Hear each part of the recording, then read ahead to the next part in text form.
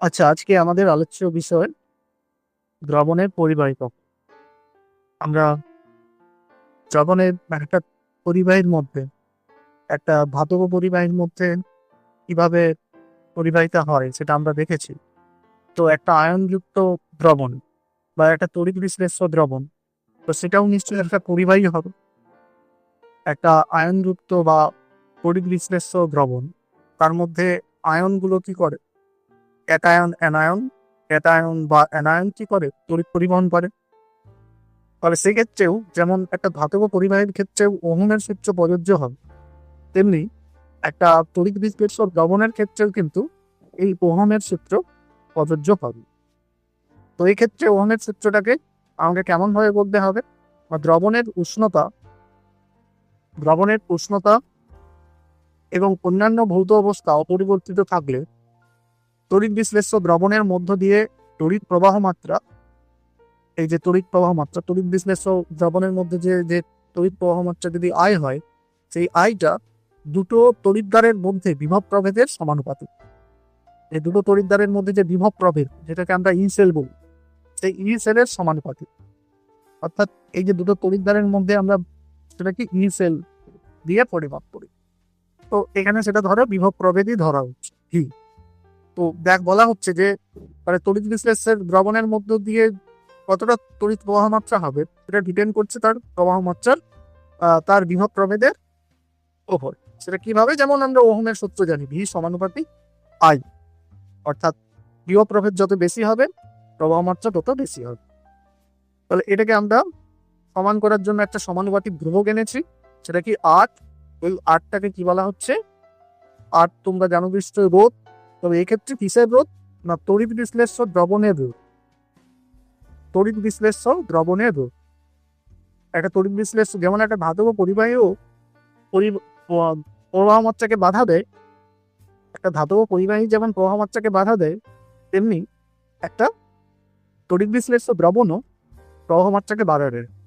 তো এক্ষেত্রে সেই আটটা হলো তড়িৎ বিশ্লেষ্য দ্রবণের রোধ। ওকে, একই রকম বিষয়টা ব্যাপারটা হবে যে ওক্ষেত্রে যেমন একটা পরিবাহীর মধ্যে একটা পরিবাহী তারের দুই প্রান্তে বিভব প্রভেদ যদি ভি হয় এবং প্রবাহ মাত্রা যদি আই হয়, তো এই ক্ষেত্রেও যদি দুটো তড়িৎদ্বারের মধ্যে বিভব প্রভেদ ভি হয়, প্রবাহ মাত্রা যদি আই হয়, তবে কি হবে? যে এই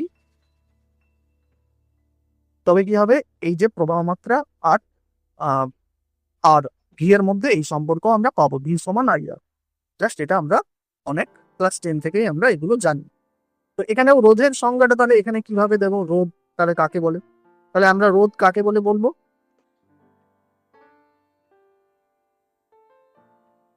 এই তো হওয়ার সময়, অর্থাৎ পরিবহনের সময় তড়িৎ আয়নগুলো কি করে? তড়িৎ পরিবহন করে। তড়িৎ পরিবহনের সময় যে বাধার সম্মুখীন হয়, একই রকম ভাবে আমরা রোধের যেভাবে পরিবাহী যে প্রবাহ মাত্রাকে যে বাধা দেয়, সেই বাধাকেই কি বলে? রোধ। তাহলে এখানেও তড়িৎ বিশ্লেষ্য দ্রবণের মধ্য দিয়ে আয়নগুলি প্রবাহিত হওয়ার সময় বা তড়িৎ পরিবহনের সময় যে বাধার সম্মুখীন হয়, তাকে আমরা কি বলবো? তাকে আমরা বলবো রোধ। বিষয়টা বুঝতে পারলাম? তাহলে আমরা রোধের চিহ্ন এখানেও আট, ওহম এগুলো সব একই থাকবে। এবারে আসি আমরা এই রোধের বিষয়ে, মানে এখান থেকে আমরা ডাইরেক্টলি পরপর আস্তে আস্তে দ্রবণের মধ্যে ঢুকি। সেটার আগে আমরা এটাও আমরা জানি যে রোধের উপর, রোধ কিসের উপর ডিপেন্ড করে? রোধ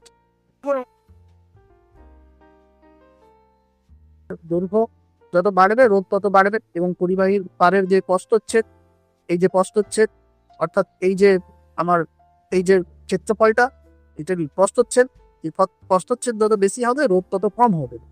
তো এটা আমরা একটা পরিবাহী বা ধাতব তারের ক্ষেত্রে আমরা এটা জানি। তাহলে এর ক্ষেত্রে কি হবে? না, এর ক্ষেত্রেও একই রকম বিষয়, একটু জাস্ট জায়গাটা চেঞ্জ হয়ে যাবে। তো এখানে বলা হচ্ছে যে একটা দ্রবণের রোধ তড়িৎ বিশ্লেষ্যের মধ্যে নিমজ্জিত দুটি তড়িৎদ্বারের মধ্যবর্তী দূরত্বের, এই দূরত্বটাকে যদি আমরা এল নিই, তার সমানুপাতিক। বুঝতে পারলে? তার কি সমানুপাতিক? যে এই দ্রবণের, তাহলে এই যে এটা হচ্ছে পরিবাহী, মানে ধাতব পরিবাহীর ক্ষেত্রে এই দৈর্ঘ্যটা ছিল, এক্ষেত্রে দুটো তড়িৎদ্বারের মধ্যে দূরত্ব, এই দূরত্ব যত বেশি হবে রোধ তত বেশি হবে। দ্বিতীয় কি বলা হচ্ছে? এটা তড়িৎদ্বারেই নিমজ্জিত অংশের ক্ষেত্রফলের সমান ব্যস্তানুপাত। ঠিক আছে, ক্ষেত্রফলের ব্যস্তানুপাত, ক্ষেত্রফলের ব্যস্তানুপাত। দেখো তার ক্ষেত্রফল অর্থাৎ এই যে আমরা নিমজ্জিত যতটা অংশ একটা তড়িৎ বিশ্লেষ্য দ্রবণের মধ্যে, এই যে ধাতব তার, ধাতব তড়িৎ দ্বারটা, সেটা তো পুরোটা নিমজ্জিত হয় না, তোমাকে তারই ক্ষেত্রফলটা নিতে হবে যতটা নিমজ্জিত আছে। ধরো এই পর্যন্ত আমার দ্রবণটা আছে, তাহলে এতটা যে নিমজ্জিত, সেই নিমজ্জিত অংশের ক্ষেত্রফল যদি এ হয়, তাহলে সেই ক্ষেত্রফল এর সঙ্গে ব্যস্তানুপাতিক সম্পর্ক। দেখো আর এর সঙ্গে, তাহলে এই যে আমরা পাচ্ছি আর এর সঙ্গে, দেখো আর এর সঙ্গে আমরা পাচ্ছি এল, এলটা দেখো, তাহলে আমরা আর এর সঙ্গে সমানুপাতিক সম্পর্ক, আর এই যে নিমজ্জিত তড়িৎ দ্বারে যতটা নিমজ্জিত তার ক্ষেত্রফলের সঙ্গে ব্যস্তানুপাতিক সম্পর্ক। ওকে, ব্যস্তানুপাতিক সম্পর্ক। তাহলে এই দুটোকে আমরা যদি এক করি তাহলে কি পাবো? এল বাই এল, আর সমানুপাতিক এল বাই এল। এবারে এইটাকে আমরা সমানুপাতিক চিহ্নটাকে সমান করার জন্য একটা ধ্রুবক এনেছি, এই ধ্রুবকটাকে বলা হয় রো। ওকে, এই ধ্রুবকটা কি? রো।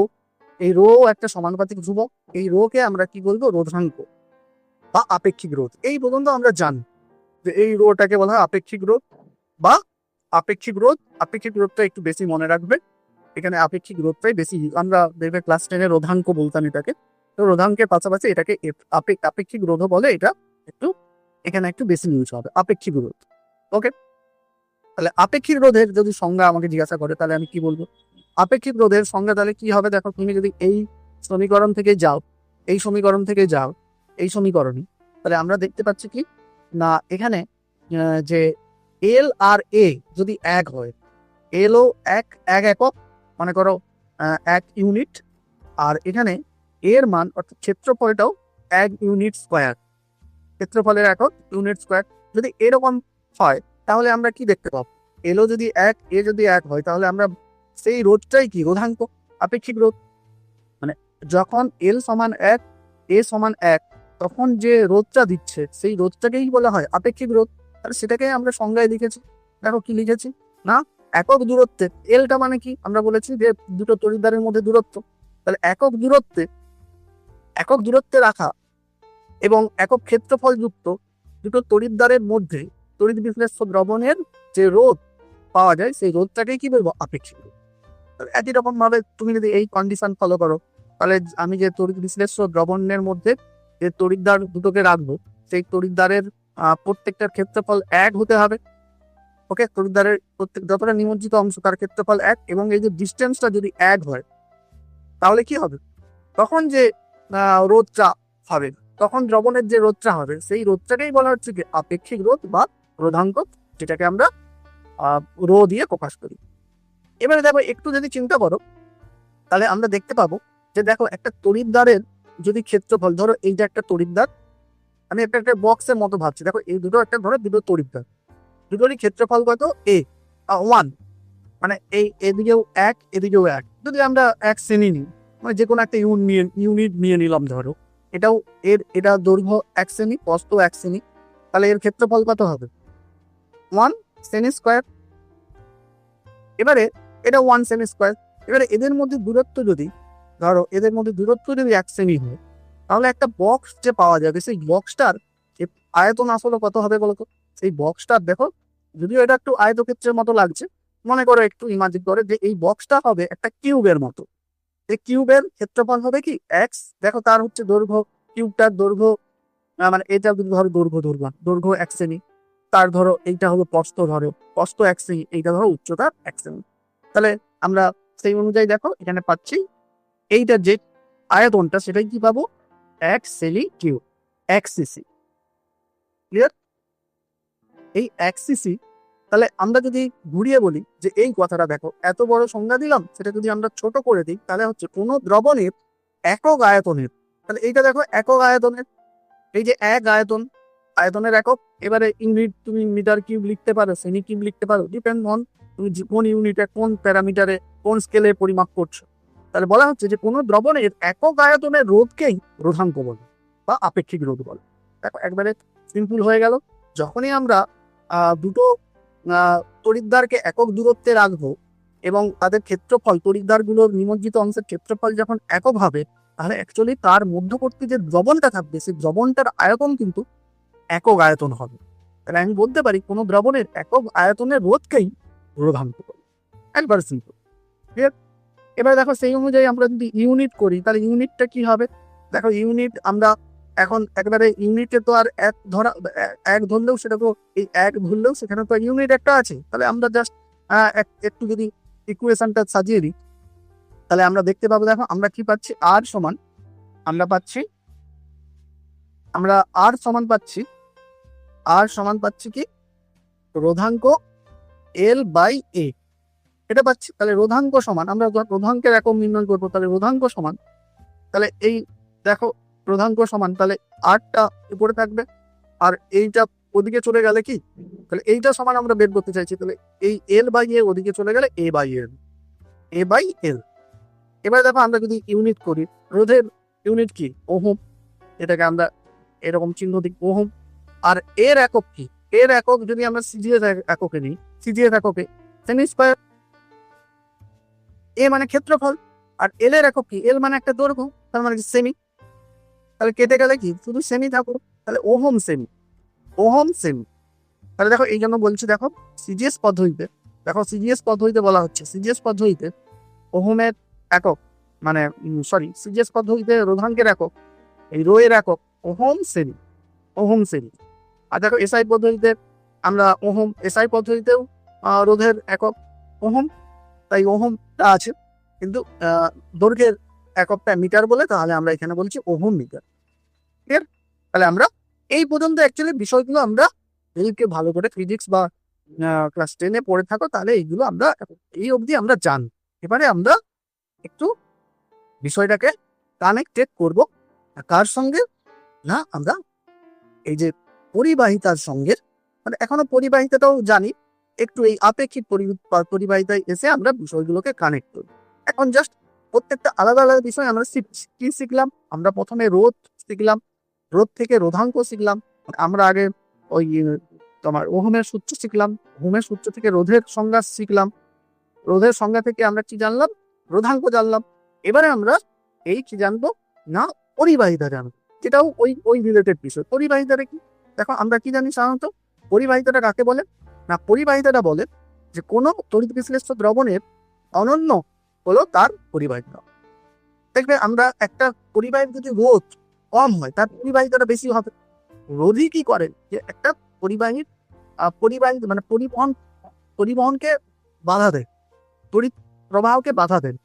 তাহলে যদি কেউ এই বাধাটা কম দেয় তাহলে তার বেশি পরিমাণ পরিবহন করবে, তার ইলেকট্রিক কন্ডাক্টিভিটি কি হবে, বেশি হবে। তাহলে সেই জন্যই বলা হচ্ছে পরিবাহিতার সংজ্ঞাতে বলা হচ্ছে জাস্ট তুমি রোধের অনন্য কি বলে, তার পরিবাহিতা বলে। দেখো সিম্পল, আমরা পরিবাহিতাটাকে এল দিয়ে প্রকাশ করি। দেখো পরিবাহিতাটাকে ইংরেজিতে কি বলবো, কন্ডাক্টেন্স বা কন্ডাক্টিভিটি। পরিবাহিতাটাকে আমরা বলবো কন্ডাক্টেন্স বা কন্ডাক্টিভিটি।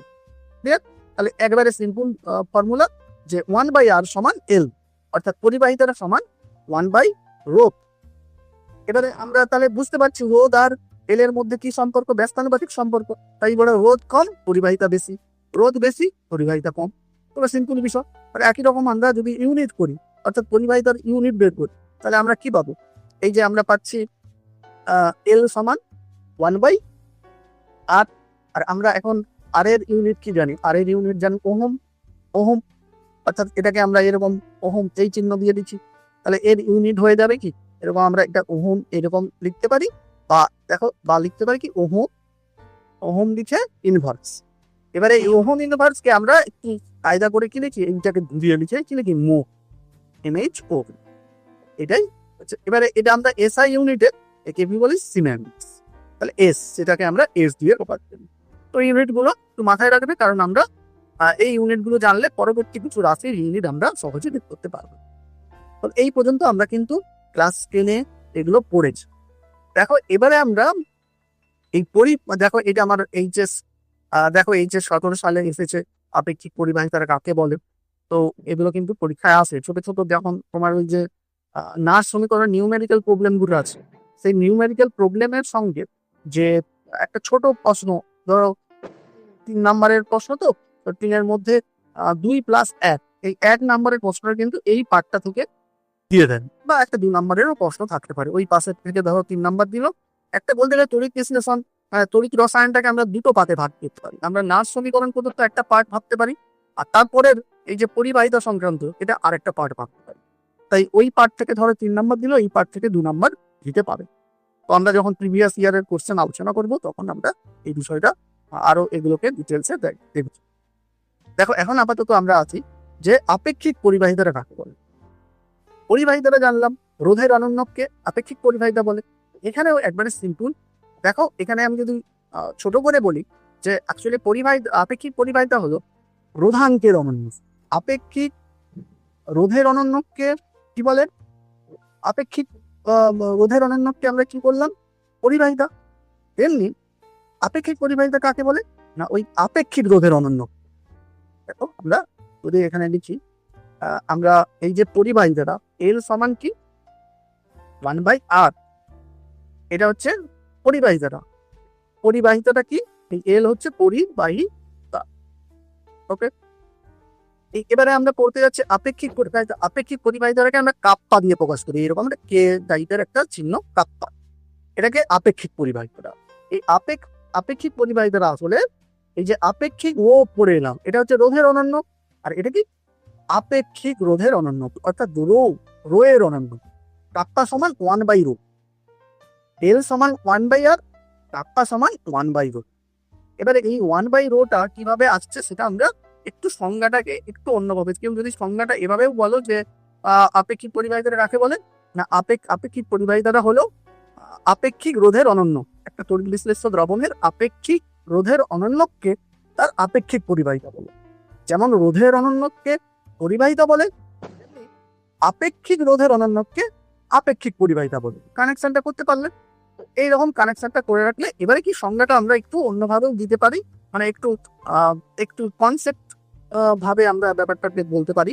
সেটা কিভাবে? একটু কনসেপ্ট দিয়ে যদি আমরা মানে এই সংজ্ঞাটা বলি, সেটা আসলে অ্যাকচুয়ালি এই আপেক্ষিক পরিবাহিতাটাও অ্যাকচুয়ালি একটা পরিবাহিতা, কিন্তু সেটা একটা বিশেষ কন্ডিশনে সেই পরিবাহিতাটা নির্ণয় করা হচ্ছে। ঠিক আছে, সেই কন্ডিশনটা কি? সেই কন্ডিশনটা হলো যে 1 সেমি দূরে অবস্থিত এবং 1 সেমি স্কয়ার প্রস্থচ্ছেদ বিশিষ্ট দুটো তড়িৎদ্বারের মধ্যবর্তী দ্রবণের পরিবাহিতাটাকে ওই দ্রবণের আপেক্ষিক পরিবাহিতাটা বলে।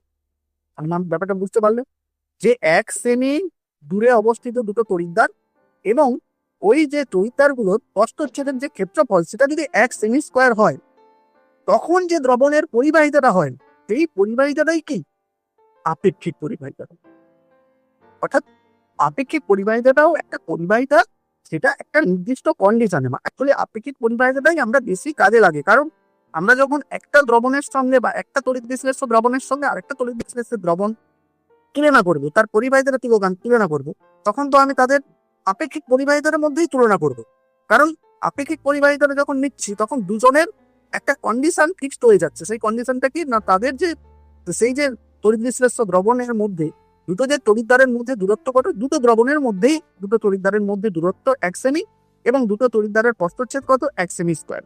অর্থাৎ একটা প্যারামিটার ফিক্সড হয়ে যাচ্ছে। এই প্যারামিটারটা ফিক্সড রেখে যখন আমরা দ্রবণের পরিবাহিতাটাকে পরিমাপ করছি, সেই পরিবাহিতাটাকেই কি বলা হয়? আপেক্ষিক পরিবাহিতা বা কাপ্পা। দেখো কারো যদি কোথাও কিছু প্রশ্ন থাকে আমাকে কিন্তু বলবে, কারণ আমি না স্ক্রিনটা দেখতে পাচ্ছি না, আমি স্ক্রিন শেয়ার করে পড়াচ্ছি। তোমাদের মেন যে আমার অ্যাপের যে স্ক্রিনটা আমি কিন্তু তোমাদের দেখতে পাচ্ছি না। ক্লাসে কে কতজন আছো, কোশ্চেন হচ্ছে আসে কিনা, যদি কোশ্চেন থাকে তাহলে মাইকটা অন করে অবশ্যই জানাবো। আমি একটু এগুলো দ্রুত টেনে দিচ্ছি। হ্যাঁ, তো মেন বিষয় আমরা ঢুকবো আস্তে আস্তে। দেখো বলতে গেলে এখান থেকে আমরা ঢুকে গেলাম পরীক্ষা। দেখো এই থেকেই দেখো এক্সামে কোশ্চেন আসা শুরু হয়ে গেছে, তাই একটু মন দিয়ে শুনুন। তাহলে আপেক্ষিক পরিবাহিতাটা কাকে বললাম? না 1 সেমি দূরে অবস্থিত এবং 1 সেমি স্কয়ার প্রস্থচ্ছেদ বিশিষ্ট দুটো তড়িৎদ্বারের মধ্যবর্তী দূরত্ব, মধ্যবর্তী দ্রবণের মানে এই কন্ডিশনে যে মধ্যবর্তী দ্রবণের মধ্যে যে পরিবাহিতাটা দেখা যায় সেই পরিবাহিতাটা কি বলা হয়? আপেক্ষিক পরিবাহিতা, যেটাকে আমরা কাপ্পা অর্থাৎ এই কে দিয়ে প্রকাশ করি। অর্থাৎ দেখো এটাকে আমরা যদি আবার শর্ট করি তাহলে কি দাঁড়াচ্ছে? দেখো এই যখনই আমরা এই কন্ডিশনে রাখলাম, সেটা অ্যাকচুয়ালি কি 1 সিসি বা 1 সেমি কিউব 1 সিসি দ্রবণের পরিবাহিতাকেই বলা হয় আপেক্ষিক পরিবাহিতা। 1 সিসি দ্রবণের বা একক আয়তনের, আমরা যদি অন্য ইউনিটেও নিতে পারি, অন্য ইউনিটে নিতে পারি। মানে এটা তখন আমরা বলবো এক একক দূরে অবস্থিত বা এক একক ইউনিট স্কোয়ার বা এক একক প্রস্থচ্ছেদের, এই দুটোকেই আমরা একক বলতে পারি। মানে আমি এখানে যেমন একটা সেমি ইউনিট নিয়ে নিলাম, তুমি সেমি না নিয়ে তুমি বলতে পারো একক ইউনিট দূরে অবস্থিত বা একক ইউনিটই বলবে, বা একক ইউনিট দূরে অবস্থিত এবং একক ইউনিট স্কোয়ার প্রস্থচ্ছেদ বিশিষ্ট। তাহলে ইউনিটটা তুমি তোমার প্যারামিটার অনুযায়ী নেবে। সেটাকে বলা হয় আপেক্ষিক পরিবাহী। কারণ আমি সেটা সেমি ইউনিট নিয়ে নিচ্ছি, অত জটিলতার কিছু নেই, তুমি সেমি দিয়েই বলবে, কিছু অসুবিধা নেই। তাহলে আমরা বলতে পারি, তাহলে এইটা যখন 1 সেমি দূরে অবস্থিত করলাম আর 1 সেমি প্রস্থচ্ছেদ হলো, তখন এই জায়গার মধ্যে কতটা আয়তনের দ্রবণ থাকবে? 1 সেমি কিউব দ্রবণ। আর সেটাই বলা হচ্ছে 1 সেমি কিউব বা 1 সিসি, সেমি কিউবটাকেই বলা হয় সেমি কিউব সিসি।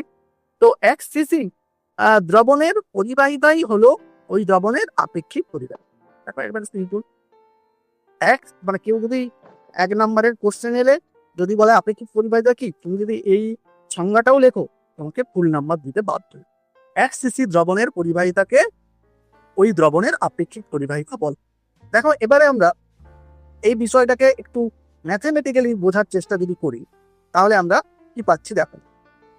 আমরা এই ইকুয়েশনটা পেলাম, আর সমান, আমরা কি পেলাম, আর সমান রো ইন্টু এল বাই এ। এটা আমরা আগেই দেখে এলাম।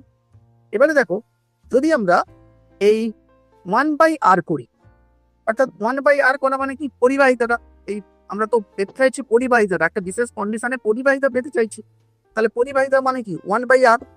তাই আমরা কি করলাম, এই ইকুয়েশনটাকে উল্টে দিলাম, মানে এদিকে উল্টে দেবো, এদিকে উল্টে দিল। তাহলে এদিকে যদি উল্টে, মানে এই পুরো ইকুয়েশনটাকে যদি উল্টে দিই, তাহলে এদিকেও হয়ে যাবে 1/r আর এদিকেও হয়ে যাবে কি 1/ρ, আর এই এল বাই এ উল্টে গেলে কি এ বাই এল হয়ে যাবে। তাহলে এই ইকুয়েশনটা দাঁড়াবে, এই ইকুয়েশনটাকে উল্টে দিলে এটা দাঁড়াবে। উল্টালাম কেন? কারণ আমরা এই ইকুয়েশন থেকে এই পরিবাহিতাটাকে পেতে চাইছি। পরিবাহিতা মানে আমরা আগেই দেখে এলাম, যা মানে জেনে এলাম 1/r।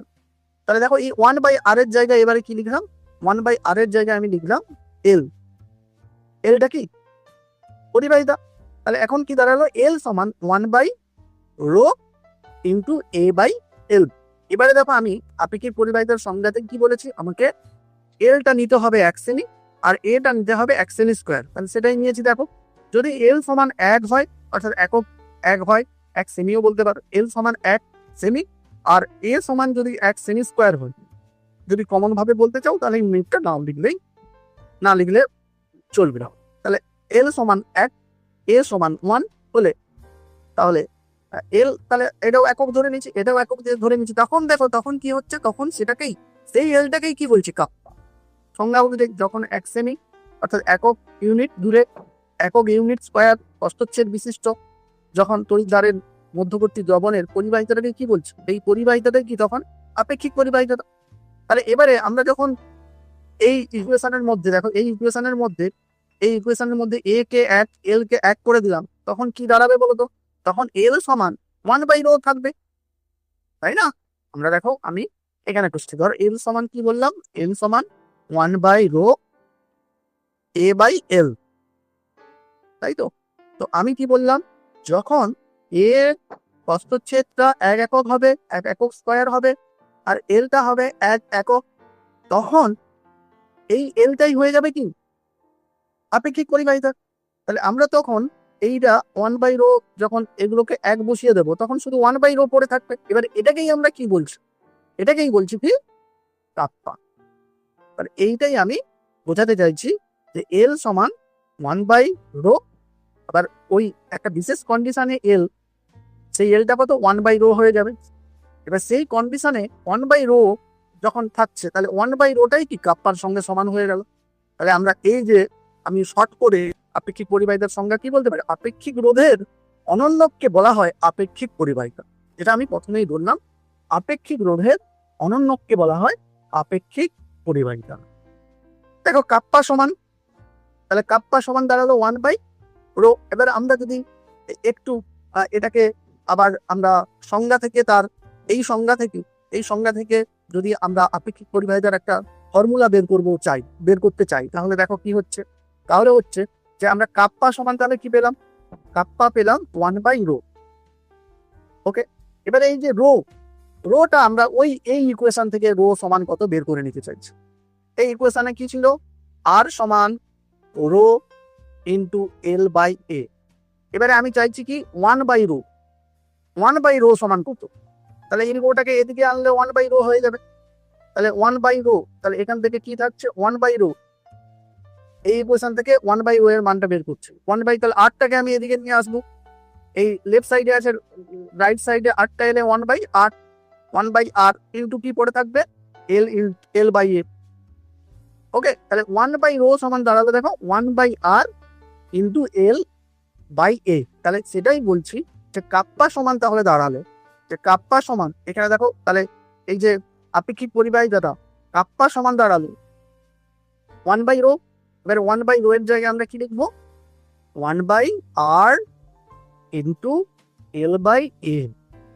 ওকে, তাহলে দেখো এবারে আমরা এটাকে আরো একটু শর্টেজ করে দিচ্ছি। আগের যে আমরা পরিবাহিতাটা কাকে বলে, 1/r কে পরিবাহিতা বলে, এটাকে আমরা এল দিয়ে প্রকাশ করি, এল ইন্টু এল ছোট L/A। এই ছোট L/A-টাকে আমরা বলি কোষ ধ্রুবক। দেখো এই যে 16 সালে এই ইকুয়েশনটা আসছে, তাহলে দেখো কাপ্পা সমান এল ইন্টু L/A-টাকে কি বলা হয়, কোষ ধ্রুবক। এটা আমরা আলাদা করেও পড়বো।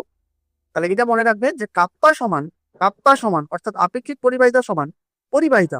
দেখো আপেক্ষিক পরিবাহিতা সমান পরিবাহিতা ইন্টু কোষ ধ্রুবক, এই L/A-টাকে বলা হচ্ছে কি কোষ ধ্রুবক। ঠিক আছে, তাহলে দেখো এই যে ইকুয়েশনটা, এটা কিন্তু আমার পরীক্ষায় সম্পর্ক নির্ণয় করতে দিয়েছিল 16 সালে। ঠিক আছে, এই সব ধরনের কোশ্চেন এখন একটু কম দিচ্ছে, তো একবারে একটা পুরো সম্পর্ক আপন করলো একটু এখন কম দিচ্ছে, বরং এখান থেকে কিছু কোশ্চেন নিউমেরিক্যাল প্রবলেম ছোটখাটো কিছু প্রশ্ন জিজ্ঞাসা করতে পারে। আসছে এই প্রশ্নগুলো এখন কিভাবে প্রশ্ন আসছে, 2000 মানে লাস্ট 5 ইয়ারের কোশ্চেনটা একটু আমাদের কাছে গুরুত্বপূর্ণ। এটা প্রায় ধরো 10 ইয়ারের কাছাকাছি চলে যাবে, লাস্ট 10 ইয়ারের 16তে চলে যাচ্ছে। তাই একটু এইগুলো একটু তবু মানে ব্যাপারটা কনসেপ্ট ক্লিয়ার জন্য কিভাবে এটা আসছে, তো সেটা মনে রাখবে, সেটাও ভালো। দেখো এবারে আমি আসছি কি এখন ইউনিট। তো ইউনিট সবসময় মুখস্থ কখনোই করবো না, আমার নিউমেরিক্যাল যে তার যে সমীকরণটা পাচ্ছি সেই সমীকরণ থেকেই আমরা বের করবো। আমরা তাহলে এই যে কাপ্পার ইউনিট কি পাচ্ছি, কাপ্পার ইউনিট আমরা সিম্পল পাচ্ছি কি, কাপ্পার ইউনিট কাপ্পা সমান পাচ্ছি কি, কাপ্পা সমান এল, যেটা এল মানে কি আমরা জানি 1/r ইন্টু L/A। তাহলে এইখানে দেখো ইউনিট গুলো যদি বসাই, তাহলে এটা কি, এটা আমার ওহম, আর এর একক কি ওহম, আর এল এর একক আমি যদি সিজিএস একে ধরি, সিজিএস এ এল এর একক সেমি, আর এটা কি এর একক ক্ষেত্রফল সেমি স্কোয়ার। তাহলে নিচে শুধু একটা সেমি পড়ে থাকলো, তাহলে নিচে দেখো ওহমও পড়ে আছে আর 1/সেমি পড়ে আছে। তাহলে কি হচ্ছে, তাহলে দুটোই যখন উপরে যাবে তখন কি হবে, ওহম ইনভার্স আর সেমি ইনভার্স। একবারে সিম্পল ইউনিট, দেখো ওহম ইনভার্স। এবার ওহম যদি ইনভার্স হয় সেটাকে আমরা কি লিখি, মো লিখি। আমরা এটাও লিখতে পারি, এটাও লিখতে পারি।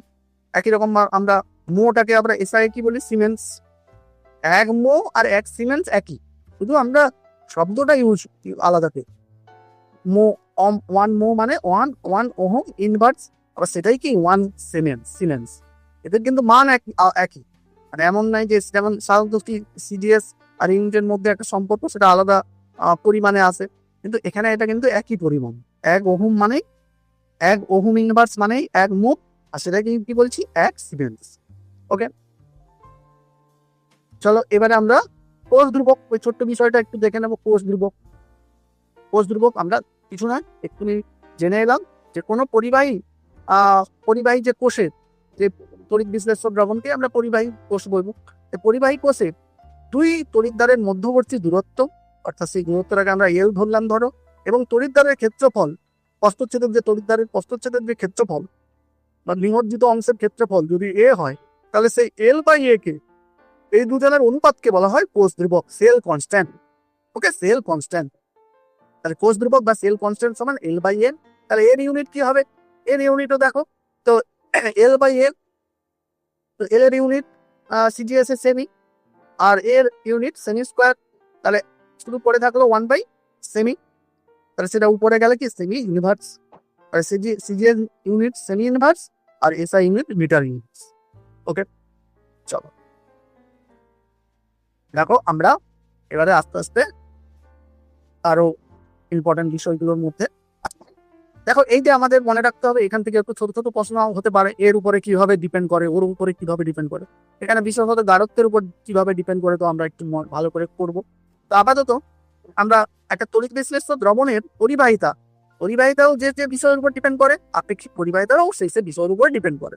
কারণ আমরা তো বললাম যে পরিবাহিতা আপেক্ষিক পরিবাহিতারা আলাদা নয়, শুধু আপেক্ষিক পরিবাহিতাটা কি, একটা পরিবাহিতা যখন নিচ্ছি একটা দ্রবণের একটা নির্দিষ্ট কন্ডিশনে যে পরিবাহিতাটা আসছে সেটাই হলো আপেক্ষিক পরিবাহিতা। তাই তড়িৎ বিশ্লেষ্য দ্রবণের পরিবাহিতা আমার বইয়ে দেখবে দুটো আলাদা আলাদা জায়গায় লেখা আছে, কিন্তু দেখবে দুটো আলাদা জায়গায় লেখা আছে কিন্তু অথচ উত্তর একই আছে। তাই একসঙ্গেই সেটা মনে রাখবে যে তড়িৎ বিশ্লেষ্য দ্রবণের পরিবাহিতা বা আপেক্ষিক পরিবাহিতা নিয়ন্ত্রণকারী বিষয়গুলো কি কি কি কি বিষয়ের উপর তড়িৎ বিশ্লেষ্য দ্রবণের পরিবাহিতা ডিপেন্ড করে। দেখো সেটা প্রথমেই বলা হচ্ছে তড়িৎ বিশ্লেষ্যের প্রকৃতির উপর। তড়িৎ বিশ্লেষ্যের প্রকৃতির উপর, কারণ আমরা জানি কি তড়িৎ বিশ্লেষ্য দ্রবণে আয়নগুলোই তড়িৎ পরিবহন করে। তাহলে একটা তড়িৎ বিশ্লেষ্য পদার্থ কিরকম প্রকৃতি তার উপর ডিপেন্ড করে সে কতগুলো আয়ন তৈরি করবে। সেই অনুযায়ী আমরা ক্লাস 10-এ জানো যে তীব্র তড়িৎ বিশ্লেষ্য আর মৃদু তড়িৎ বিশ্লেষ্যে ভাগ করেছি তড়িৎ বিশ্লেষ্য পদার্থকে। যারা একবারে 100% বা পুরোপুরি আয়নিত হয়, বেশি আয়নিত হয়, তাদের কি বলি কি তীব্র তড়িৎ বিশ্লেষ্য পদার্থ। সরি। তো যখন তীব্র তড়িৎ বিশ্লেষ্য পদার্থ বেশি আয়নিত হয় মানে কি বেশি সংখ্যক আয়ন উৎপন্ন করে, বেশি সংখ্যক আয়ন উৎপন্ন করে কি মানে কি তার পরিবাহিতা বেশি হবে। মৃদু তড়িৎ বিশ্লেষ্য কি আংশিক আয়নিত হয়। মৃদু তড়িৎ বিশ্লেষ্য উদাহরণ কি acidic acid, formic acid, carbonic acid, এগুলো কি আংশিক বিয়োজিত হয় মৃদু তড়িৎ বিশ্লেষ্য। তাদের ক্ষেত্রে আমরা পরিবাহিতা কি কম পাবো। আর তীব্র তড়িৎ বিশ্লেষ্য আমরা জানি NaCl, NaOH, এগুলো ক্ষার, ক্ষার, তীব্র অ্যাসিড, এগুলো কি তীব্র তড়িৎ বিশ্লেষ্য পদার্থ হয়। লবণ, তীব্র অ্যাসিড এবং তীব্র ক্ষারের সমন্বয়ে যে লবণটা সেটাও তীব্র তড়িৎ বিশ্লেষ্য পদার্থ হয়। তো এগুলো আমরা জানি। এবার দেখো আয়নের আকার এবং দ্রাবকায়ন, মানে একটা আয়ন কতটা দ্রবীভূত হবে সেটা তার দ্রাবকায়ন বলে, মানে সলিবিলিটি। দ্রাবকায়ন মানে ইংরেজিতে সলিবিলিটি। তো বলা হচ্ছে যে আয়নের আকার যত বড় হবে তাহলে সে বেশি দ্রবীভূত হবে, হ্যাঁ, এবং গতিবেগ তত কম হবে। আয়নের আকার যত বেশি হবে তখন সেই আয়নের চারপাশে জল অণুগুলো, এটা তো জলীয় দ্রবণ নেওয়া হচ্ছে, যদি আয়নের আকারটা বেশি হয় তখন এর কি ক্ষেত্রফলটা, এই যে চারপাশে যে সারফেস এরিয়াটা বড়, সারফেস এরিয়া বড় হলে জলের অণুর সঙ্গে সে বেশি সংখ্যক হাইড্রোজেন বন্ড তৈরি করে জল অণু দিয়ে সে একেবারে ঘিরে যাবে।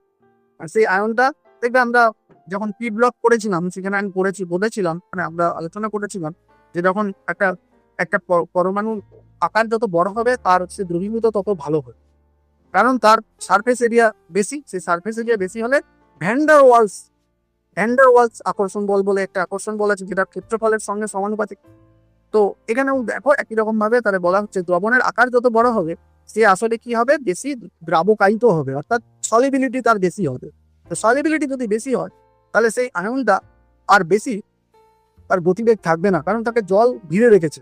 তাহলে তাকে তো আয়নটাকে ক্যাথোড থেকে অ্যানোডে বা অ্যানোড থেকে ক্যাথোডে এরকম একটা প্রবাহিত হতে হবে। সে যদি এই জল অণু দ্বারা ট্রাফিক পুলিশের মতো, জল পুলিশের মতো যদি ঘিরে থেকে যায় তাহলে নিশ্চয়ই সে আর বেশি দূর এগোতে পারবে না। তাই গতিবেগ কম হলে কি হবে, পরিবাহিতাটা কম হবে। ওকে, তাহলে আয়নের আকার যত বড় হবে পরিবাহিতাটা কিন্তু কম হবে।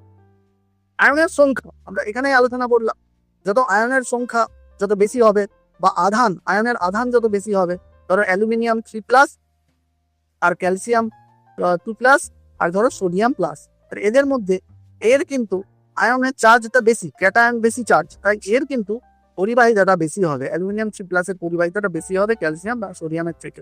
তাহলে আয়নের সংখ্যা যত বেশি হবে পরিবাহিতাটা বেশি হবে। ওকে, আয়নের আধান যত বেশি হবে পরিবাহিতাটাও কি হবে, বেশি হবে। চলো এরপরে আয়নের গতিবেগ, এগুলো আমরা একটুখানি আলোচনা করলাম, এটা শুধু আয়নের গতিবেগ নিয়ে আলোচনা করছি। তো সেখানেও কি আয়ন যত গতিশীল হবে পরিবাহিতা তত বেশি হবে। তো এগুলো আমরা জানলাম। এবারে মেন কিন্তু এখান থেকে কোশ্চেন আমরা অলরেডি একটা আলাদা করে কোশ্চেন করবো, সেটা কি গাঢ়ত্বের উপরে কিন্তু আমাদের পরিবাহিতা, আপেক্ষিক পরিবাহিতা কেমন ডিপেন্ড করে। আমি মৃদু তড়িৎ বিশ্লেষ্য, তীব্র তড়িৎ বিশ্লেষ্যের উপর দ্বিতরিক দ্রবণের গাঢ়ত্ব বাড়ালে বা কমালে কিভাবে পরিবাহিতা ডিপেন্ড করে সেটা কিন্তু আলাদা করে কোশ্চেন এসেছে, আমি সেটা পরে কোশ্চেন অ্যান্সার সেকশনে রেখেছি।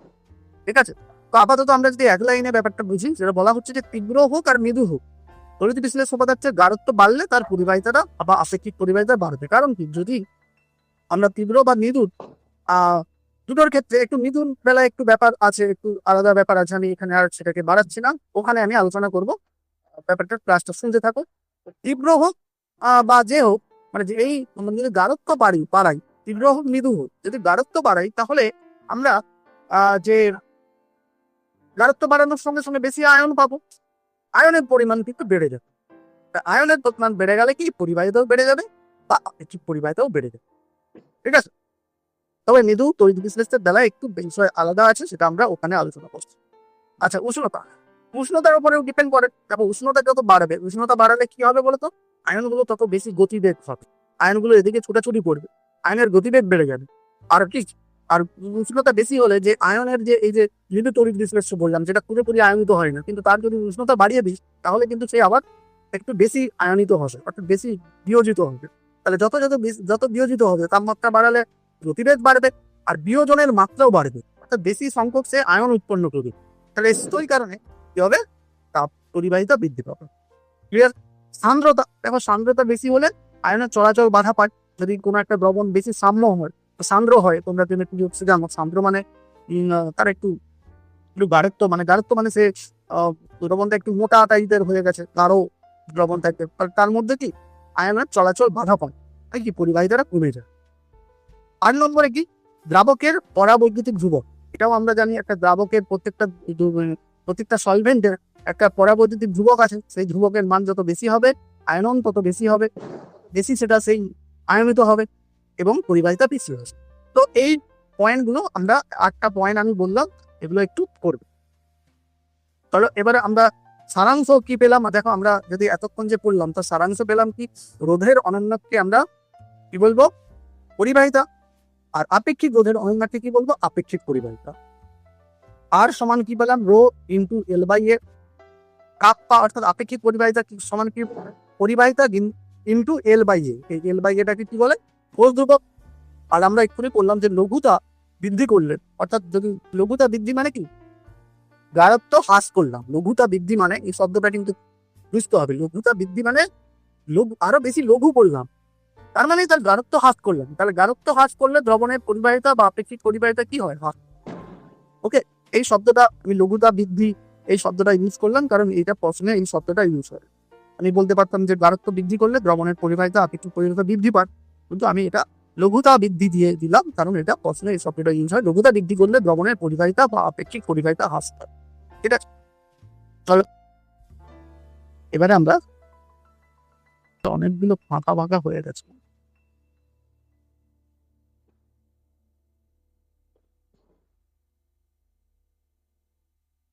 তোমাদের যে নোটটা দিয়েছে সেখানে নিশ্চয়ই এগুলো ফাঁকা ফাঁকা হয়ে গেছে, দেখি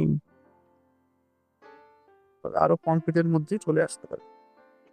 আচ্ছা চল, দেখো এই কোশ্চেন গুলো আমি একটু আলোচনা করে দিয়েছি যে একটা দ্রবণের, একটু তোমরা দেখে নিও, আমি এখানে অতটা ডিটেলসে বলছি না, কারো কিছু ডাউট হলে অবশ্যই হোয়াটসঅ্যাপ গ্রুপে বলবে। সেটা কি না, এখানে বলা হচ্ছে যে আমরা যখন কি করি না, তড়িৎ বিশ্লেষ্য দ্রবণের মধ্যে পরিবাহিতা পরিমাপ করার সময়, একটা তড়িৎ বিশ্লেষ্য দ্রবণের পরিবাহিতা কত, সেটা তখন আমরা না সমপ্রবাহ ব্যবহার করি না, আমরা ডিসি বা ব্যাটারি দিয়ে তড়িৎ প্রবাহ করি না। আমরা কি করি, পরবর্তী আমাদের কমার্শিয়াল যে ইলেকট্রিসিটি লাইন সেটা ইউজ করি। ওকে, আমরা ডিসি সমপ্রবাহ ব্যবহার করি না, করি পরিবর্তী বা অল্টারনেটিভ কারেন্ট আমরা ইউজ করি। কেন, দেখো এর কারণটা কিছু এখানে আমি ডিটেলসে বলেছি। যদি আমরা ডিসি ব্যবহার করি তাহলে আমরা কিছু প্রবলেমের সম্মুখীন হবো। ধরো কিরকম প্রবলেম, আমরা ডিসি কি সবসময়, সেখানে আমরা দেখবো যে একটু যদি তোমরা চিন্তা করো, তাহলে ডিসি যদি প্রবাহ চালাই কিছুক্ষণ পরে দেখবে গ্যালভানিক কোষটা আর কাজ করে। কারণ দেখো, এই যে ক্যাথোডে সব ক্যাটায়ন যাবে, অ্যানোডে অ্যানায়ন যাবে, গিয়ে কি সব দ্রবণে কি আয়ন সব শেষ হয়ে যাবে, সব সময় এটা একটা নির্দিষ্ট তড়িৎ বিশ্লেষ্য দ্রবণের সময়, তো সেটা তড়িৎ বিশ্লেষণের কথা বলা হচ্ছে। তড়িৎ বিশ্লেষণে ক্যাটায়ন ক্যাথোডে যায়, অ্যানায়নে যায়। তা সেই যদি কনসেপ্টে বলি তাহলে দেখবে তাহলে একটা কিছুক্ষণ পরে আর তো আয়ন দ্রবণের মধ্যে আয়ন থাকবে না, সব ক্যাটায়ন ক্যাথোডে গিয়ে অ্যানায়ন অ্যানোডে গিয়ে সবাই কি জারিত এবং বিজারিত হয়ে গেছে। তাহলে সেক্ষেত্রে আমরা আর তড়িৎ প্রবাহ পাবো না, এবং আমরা কি পাবো না, আরো এই তড়িৎদ্বারের একটা স্থায়ীভাবে দেখবে ক্যাটায়ন গুলো বা অ্যানায়ন গুলো একটা স্থায়ীভাবে এখানে দেখো জমা হয়ে গিয়ে আহ, জমা হতে স্থায়ী হতে জমা হয়ে যাবে। কিন্তু যদি আমরা এসি ব্যবহার করি তাহলে সে স্থায়ীভাবে জমা হতে পারবে না। বুঝতে পারলো? Sorry। তো এইরকম বিষয়টা এখানে করছে। আমি এটা ডিটেলসে আসছে না, একটু বড় আছে, এটা তোমরা বুঝার চেষ্টা করবে, না বুঝতে পারলে আমাকে বলবে। এগুলো ব্যাখ্যামূলক প্রশ্ন একটু আছে। দেখো এই প্রশ্নটা যে আপেক্ষিক পরিবাহিতাটা কোন ধ্রুবকের উপর ডিপেন্ড করে। কিন্তু আমরা আপেক্ষিক পরিবাহিতা সমান কি পেলাম? আপেক্ষিক পরিবাহিতা সমান এল ইন্টু এল বাই এ কোষ ধ্রুবক। এটা হচ্ছে কোষ ধ্রুবক। তাহলে আমরা সাধারণত জানতো কোষ ধ্রুবক বাড়লে আপেক্ষিক পরিবাহিতা বাড়ার কথা, কিন্তু না, কোষ ধ্রুবক বাড়লে তাহলে এলটা কমে যাবে, এই এলটা কমে যাবে। তাহলে এদের গুণফলটা মানে তুমি যদি এটা বাড়াও, তুমি মানে কাপ্পা বেশি পাওয়ার জন্য এটা বাড়িয়ে দিলে যে কাপ্পা বেশি পাওয়া যাবে না। একটা নির্দিষ্ট তড়িৎ বিশ্লেষ্য দ্রবণের একটা নির্দিষ্ট কন্ডিশনে, মানে একটা নির্দিষ্ট তড়িৎ বিশ্লেষ্য দ্রবণ ব্যবহার করে আমি যখন তার কাপ্পা পরিমাপ করব, তখন যদি আমি তার মানে তাদের তড়িৎদ্বার দুটোর মধ্যে ডিস্টেন্স বাড়িয়ে দিই, তড়িৎদ্বার দুটোর ক্ষেত্রফল মানে প্রস্থচ্ছেদের ক্ষেত্রফল যতটা নিমজ্জিত অংশ তার ক্ষেত্রফল বাড়িয়ে দিই, তাহলে কি এই আপেক্ষিক পরিবাহিতা বেড়ে যাবে? না, আমি যেই এই এল বাই এর মান বাড়াবো তখনই সঙ্গে সঙ্গে পরিবাহিতাটা কমে যাবে। কমে গিয়ে দুজনের গুণফলটা সবসময় সমান থাকবে। একটা নির্দিষ্ট তড়িৎ বিশ্লেষ্য দ্রবণের ক্ষেত্রে এই যে পরিবাহিতা এবং রোজ ধ্রুবকের যে গুণফলটা সেটা কিন্তু সবসময় কনস্ট্যান্ট থাকবে। তাই আপেক্ষিক পরিবাহিতা রোজ ধ্রুবকের উপর ডিপেন্ড করে না। তাই দেখো এইটা আমি এখানে সব লিখেছি, একটু পড়ে নিই। এবারে এইটা আমাদের দেখো সংসদ নমুনা প্রশ্নে এসেছিল, আমি পরীক্ষায় আসেনি। সংসদ নমুনা প্রশ্নে আসা মানে সেগুলো পরীক্ষায় আসতেই পারে। সংসদ থেকে এগুলো কোশ্চেন দিয়েছে মানে তোমার বোর্ডের পরীক্ষায় কোনোদিন এসে যাবে, এরকম আগেও এসেছে। তো এখানে বলা আছে লঘুতা বৃদ্ধি করলে তীব্র এবং মৃদু তড়িৎ বিশ্লেষ্য পদার্থের আপেক্ষিক পরিবাহিতা হ্রাস পায় কেন? তোমাকে হ্রাস পায় কেন বলতে হয়। আমরা তো আগেই ওই গাঢ়ত্বের যখন সম্পর্ক করে এলাম তখন বললাম না যে যদি কারো গাঢ়ত্ব বৃদ্ধি পায়, তীব্র হোক আর মৃদু হোক, তাহলে তার কি হয়? পরিবাহিতা বৃদ্ধি পায়। তাই এখানে গাঢ়ত্ব লঘুতা বৃদ্ধি করছে মানে কি? গাঢ়ত্ব হ্রাস করছে, তাতে কি হচ্ছে? দ্রবণের আপেক্ষিক পরিবাহিতা হ্রাস পাচ্ছে। সেটা কেন? দেখো বলা হচ্ছে যে লঘুতা বৃদ্ধি করলে দ্রবণের গাঢ়ত্ব কমে যায়, ফলে প্রতি একক আয়তনে আয়নের সংখ্যা হ্রাস পায়। আমরা লঘুতা যখন বৃদ্ধি করব, লঘুতা বৃদ্ধির সঙ্গে ডাইলিউশন, লঘুতা যখন বৃদ্ধি করব তখন কি কনসেন্ট্রেশনটা কি কমে যাবে। কনসেন্ট্রেশন যদি কমে যাবে তাহলে number of ion per CC, per unit solution কি হয়ে যাবে? ডিক্রিজেস। তাহলে সেই কারণে আমরা দেখতে পাবো কি তীব্র তড়িৎ বিশ্লেষ্য পদার্থ, তীব্র তড়িৎ বিশ্লেষ্য পদার্থ যদি নেই, তীব্রর ক্ষেত্রে আমরা একবার দেখবো, দেখো তীব্র আর মৃদু দুটো আলাদা আলাদা বলছি, তাই আমরা তীব্রর ক্ষেত্রে দেখবো কি যদি গাঢ়ত্ব যে দ্রবণের গাঢ়ত্ব যে কোনো দ্রবণের মানে এই তড়িৎ বিশ্লেষ্য যুক্ত তড়িৎ বিশ্লেষ্য পদার্থ তীব্র তড়িৎ বিশ্লেষ্য পদার্থ যুক্ত তীব্র তড়িৎ বিশ্লেষ্য পদার্থ যুক্ত যে কোনো দ্রবণের গাঢ়ত্ব যে কোনো গাঢ়ত্বে তড়িৎ বিশ্লেষ্য পদার্থ যে কোনোই নেই, তার দ্রবণ প্রায় কি দ্রবণে প্রায় সম্পূর্ণ আয়নিত অবস্থায় থাকে। এবং তীব্র তড়িৎ বিশ্লেষ্য পদার্থটা দ্রবণে সম্পূর্ণ আয়নিত অবস্থায় থাকে। এবারে সম্পূর্ণ আয়নিত অবস্থায় থাকলে এই সময় যদি আমরা দ্রবণে লঘুতা বৃদ্ধি করি, অর্থাৎ ধরো আরো বেশি জল ঢেলে দিয়েছি দ্রবণের মধ্যে, আরো বেশি জল ঢেলে দিলাম, অর্থাৎ লঘুতা বৃদ্ধি করলাম, সেক্ষেত্রে কি হবে? প্রতি একক আয়তনে আয়নের সংখ্যাটা কমে যাবে। প্রতি একক আয়তনে আয়নের সংখ্যা কমে গেলে কি হবে? তার আপেক্ষিক পরিবাহিতাটা কমে যাবে। এবারে মৃদু তড়িৎ বিশ্লেষ্য পদার্থের ক্ষেত্রে কি হচ্ছে না, যদি তুমি লঘুতা বৃদ্ধি করো, এখানে একটা ইম্পর্টেন্ট বিষয় আছে। আমরা সাম্যাবস্থা, আয়নীয় সাম্যাবস্থায় কিন্তু এটা এই কনসেপ্টটা পড়েছিলাম। একটা লঘু তড়িৎ বিশ্লেষ্য দ্রবণের মানে লঘুতা যত হ্রাস লঘুতা যত বৃদ্ধি করবো, অর্থাৎ গাঢ়ত্ব যত হ্রাস করবো, অর্থাৎ লঘুতা যত বৃদ্ধি করবো, তার এই যে ধরো এই একটা লবণ, তার দেখবে এই যে আয়নিত হওয়ার আয়নন মাত্রা বা বিয়োজন মাত্রা কিন্তু বেড়ে যাবে। আমরা পড়েছিলাম কিন্তু, হ্যাঁ, এটা যত আমি লঘু করব তাহলে এই যে এ প্লাস আর বি মাইনাস হওয়ার যে এই যে বিয়োজন, যে এটা বিয়োজন হচ্ছে, এই বিক্রিয়াটা কি বিয়োজন বিক্রিয়া, তো এই বিয়োজন হওয়ার মাত্রাটা বেড়ে যাবে, অর্থাৎ বেশি সংখ্যক আরো আয়ন তৈরি করবে। তাহলে তুমি বলবে স্যার মৃদু তড়িৎ বিশ্লেষ্য পদার্থের তাহলে লঘুতা বৃদ্ধি করলে বেশি আয়ন উৎপন্ন করছে, তার মানে তার আপেক্ষিক পরিবেশ বৃদ্ধি হওয়ার কথা না। দেখো তোমাকে বলা হচ্ছে যে মৃদু তড়িৎ বিশ্লেষ্য পদার্থের লঘুতা বৃদ্ধি করলে বিয়োজন মাত্রা বৃদ্ধি পাবে, ওকে, ফলে দ্রবণের আয়নের সংখ্যা বৃদ্ধি পাবে, ওকে, কিন্তু তুমি লঘু করছো মানে কি আরো বেশি দ্রাবক যুক্ত করছো, তাহলে তখন কি হচ্ছে? তাহলে মানে যে তুলনায় আয়ন বৃদ্ধি পাবে, দ্রবণও তার থেকে বেশি দ্রবণের আয়তন বৃদ্ধি পাচ্ছে। মানে তুমি শুধু দ্রাবকটা অ্যাড করছো, অর্থাৎ দ্রবণটা তত লঘু হয়ে যাচ্ছে। তার মানে কি, দ্রবণকে দ্রবণকে লঘু করার ফলে দ্রবণের মধ্যে যে আয়নের সংখ্যা বৃদ্ধি পেলেও প্রতি একক আয়তনে, আমি সবসময় বলেছি যে আয়নের সংখ্যাটা বৃদ্ধি কিসের সাপেক্ষে হতে হবে, প্রতি একক আয়তনের, প্রতি একক আয়তন দ্রবণের মধ্যে আয়নের সংখ্যা বৃদ্ধি পাবে, আয়নের সংখ্যা বৃদ্ধি পেতে হবে। তোমাকে পরিবাহিতা বৃদ্ধি পাওয়ার জন্য প্রতি একক আয়তনের দ্রবণে আয়নের সংখ্যা বৃদ্ধি পাচ্ছে কিনা দেখো। তাহলে এখানে মৃদুতড়িৎ বিশ্লেষ্য পদার্থের বিয়োজন মাত্রা বেড়ে গিয়ে আয়নের সংখ্যা হয়তো বেড়ে যাচ্ছে, কিন্তু দ্রাবক বেশি যোগ করার ফলে তাহলে প্রতি একক আয়তনের নিরিখের আয়নের সংখ্যা কিন্তু কি হলো, হ্রাস পেয়ে যাচ্ছে। সেই কারণে মৃদুতড়িৎ বিশ্লেষণের ক্ষেত্রেও দেখা যাচ্ছে আপেক্ষিক পরিবাহিতা হ্রাস পাচ্ছে। এইটা কিন্তু একটু বড়ে যেহেতু এসেছিল সংসদ নমুনা প্রশ্নে, একটু এটা করে নিও আমার দেওয়া আছে। চলো এবারে আমরা মোলার পরিবাহিতা করব। মোলার পরিবাহিতা দেখো, এটা সংসদ মক টেস্টে যখন তোমাদের যখন লকডাউন ছিল, এগুলো সব স্মৃতি। এই লকডাউনের সময় দেখবে সংসদের ওয়েবসাইটে কিছু মক টেস্ট কোশ্চেন দেওয়া হতো, এটা সেই মক টেস্ট কোশ্চেন। ওকে, তো এটাও কিন্তু হয়তো ইম্পর্টেন্ট, যেহেতু মক কোশ্চেনের একটা দিয়েছিল মক টেস্টে, নিশ্চয়ই বোর্ড এটা ইম্পর্টেন্ট মনে করেছিল বা এগুলো দেওয়ার মতো মনে করেছিল। যদিও এটা ইম্পর্টেন্ট, অবশ্যই তোমাকে এমনি পরীক্ষায় সবসময় কি পরীক্ষায় আসার জন্য ভাব করতে হবে, এমনিতেই তোমাকে এর পুরো কনসেপ্টটা নেওয়ার জন্য, কারণ এই মোলার পরিবাহিতা দিয়ে আদার্স যে কোশ্চেন আসবে তার কনসেপ্ট নেওয়ার জন্য তোমাকে তো সংজ্ঞা মনে রাখতেই হবে। তাই মোলার পরিবাহিতা কাকে বলে দেখো, এবারে আসছি পরিবাহিতাটা তো হয়ে গেল, আপেক্ষিক পরিবাহিতা সব বুঝে গেলে। এবারে আমরা মোলার পরিবাহিতা, দেখো এই মোল কথাটা যুক্ত আছে একটা দ্রবণের মোলার পরিবাহিতার বিষয়টা কি, যেটাকে আমরা কি করি, এটা ক্যাপিটাল ল্যামডা তার নিচে এম কথা দেওয়া হয়। তাহলে মোলার পরিবাহিতাটা কি, একবারে সিম্পল। দেখো মোল কথাটা এই জন্যই আসছে, বলা হচ্ছে যে কোনো তড়িৎ বিশ্লেষ্য পদার্থের দ্রবণের যে আয়তনে উক্ত তড়িৎ বিশ্লেষ্য পদার্থের এক মোল দ্রবীভূত আছে, অর্থাৎ এক মোল তড়িৎ বিশ্লেষ্য পদার্থ আছে, এমন আয়তনের দ্রবণের মধ্যে এমন আয়তনের দ্রবণের মধ্যে দুটো তড়িৎদ্বারকে যদি 1 সেমি ব্যবধানে রাখি এবং তাদের ক্ষেত্রফল যদি 1 সেমি, দুটো 1 সেমি দূরেই রাখলে হবে, এখানে ক্ষেত্রফলের কথা ব্যাপারটা ইম্পর্টেন্ট নয়। মোটামুটি আমি যদি আরো শর্ট করে বলি, এটা না বললেও চলতো, যে কোনো তড়িৎ বিশ্লেষ্য পদার্থের যে আয়তনের দ্রবণের মধ্যে 1 মোল তড়িৎ বিশ্লেষ্য পদার্থ আছে, সেই তড়িৎ বিশ্লেষ্য দ্রবণের পরিবাহিতাটাকে কি বলা হয়, মোলার পরিবাহিতা। ওকে, এটা বুঝতে পারলেন?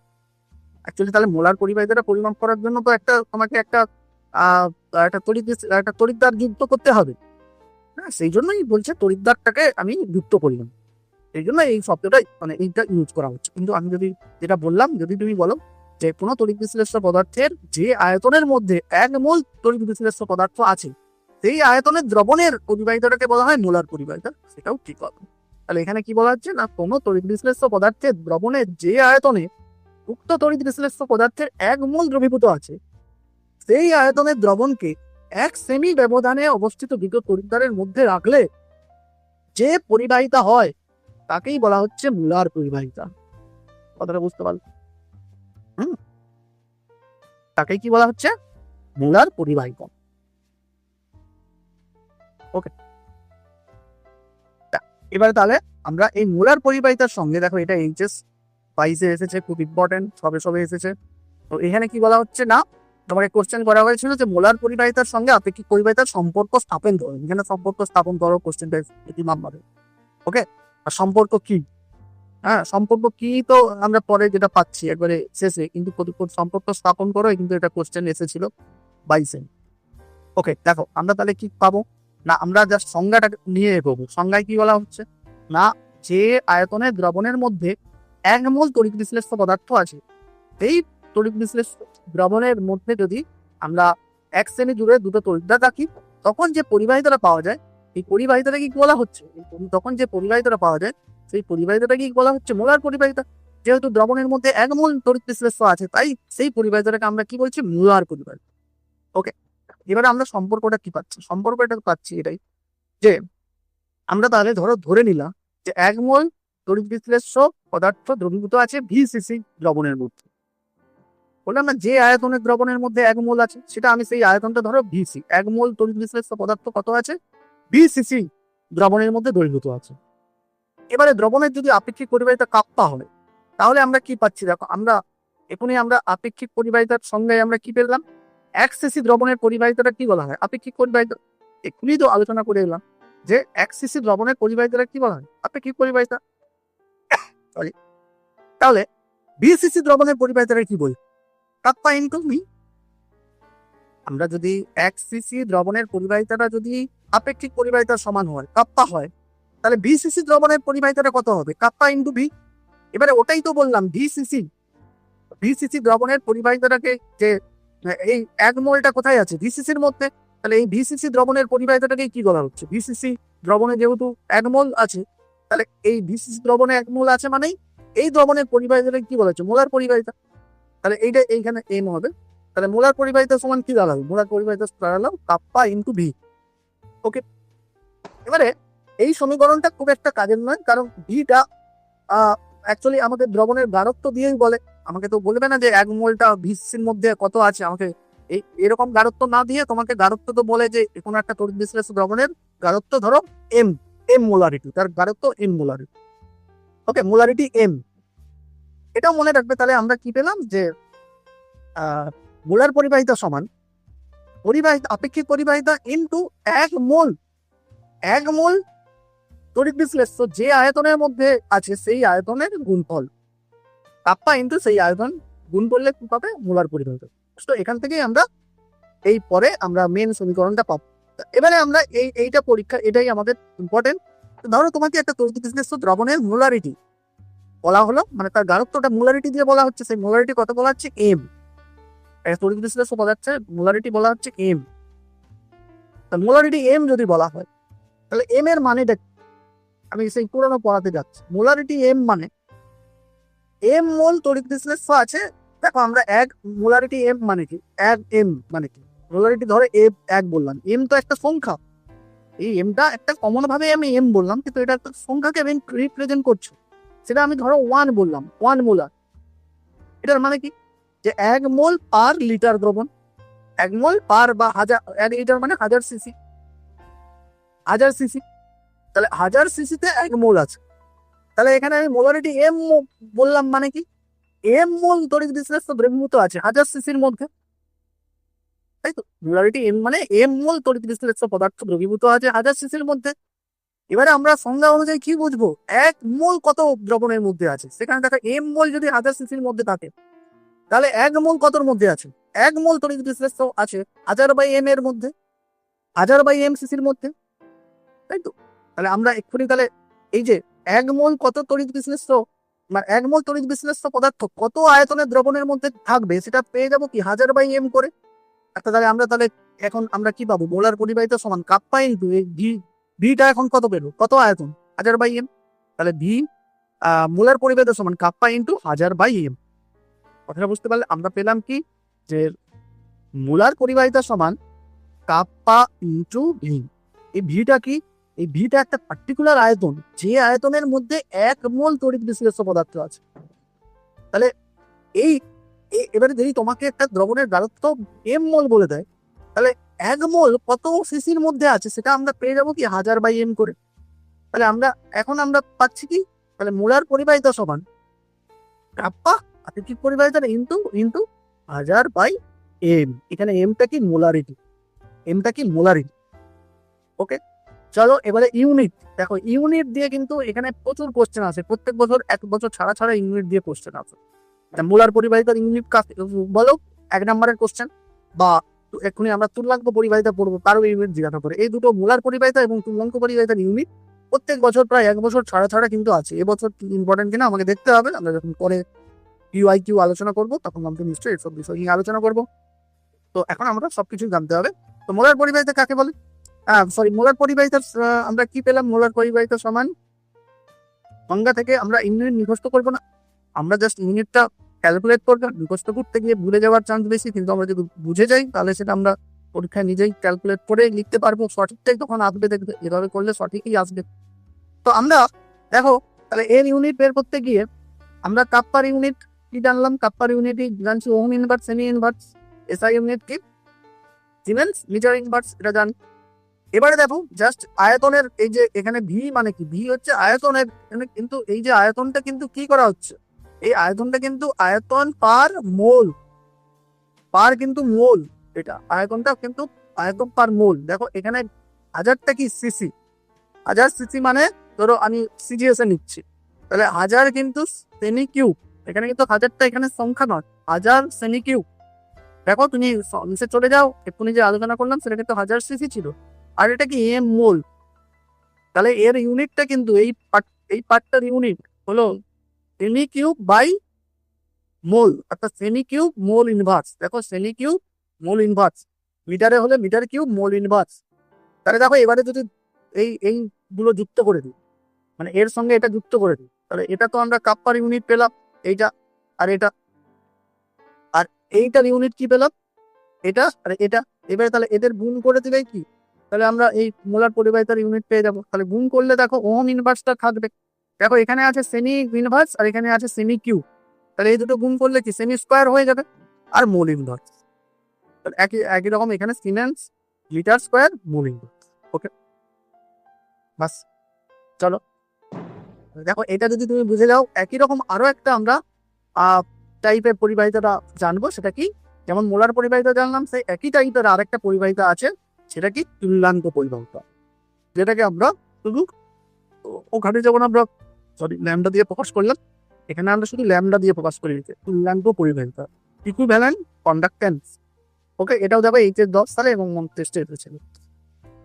দেখো এখানেও একই রকম সংজ্ঞা বলবো, ওই একই রকম সংজ্ঞা কি বলা হচ্ছে না, কোনো তড়িৎ বিশ্লেষ্য পদার্থের দেখো আমি সংজ্ঞাটা আবার বলছি, কোনো তড়িৎ বিশ্লেষ্য পদার্থের দ্রবণের যে আয়তনের মধ্যে, ওখানে যেমন 1 মোল ছিল, দেখো এখানে তাহলে ইকুইভ্যালেন্ট ওয়েট থাকতে হবে, ইকুইভ্যালেন্ট ওয়েট, বুঝতে পারলে, যেমন 1 মোল, মোল কনসেপ্ট জানো, তুল্যাঙ্ক ভার পদার্থের, মানে এখানে লবণের তুল্যাঙ্ক ভারই আছে, আমি একটু বলে দিচ্ছি, তুল্যাঙ্ক ভার মানে ইকুইভ্যালেন্ট ওয়েট।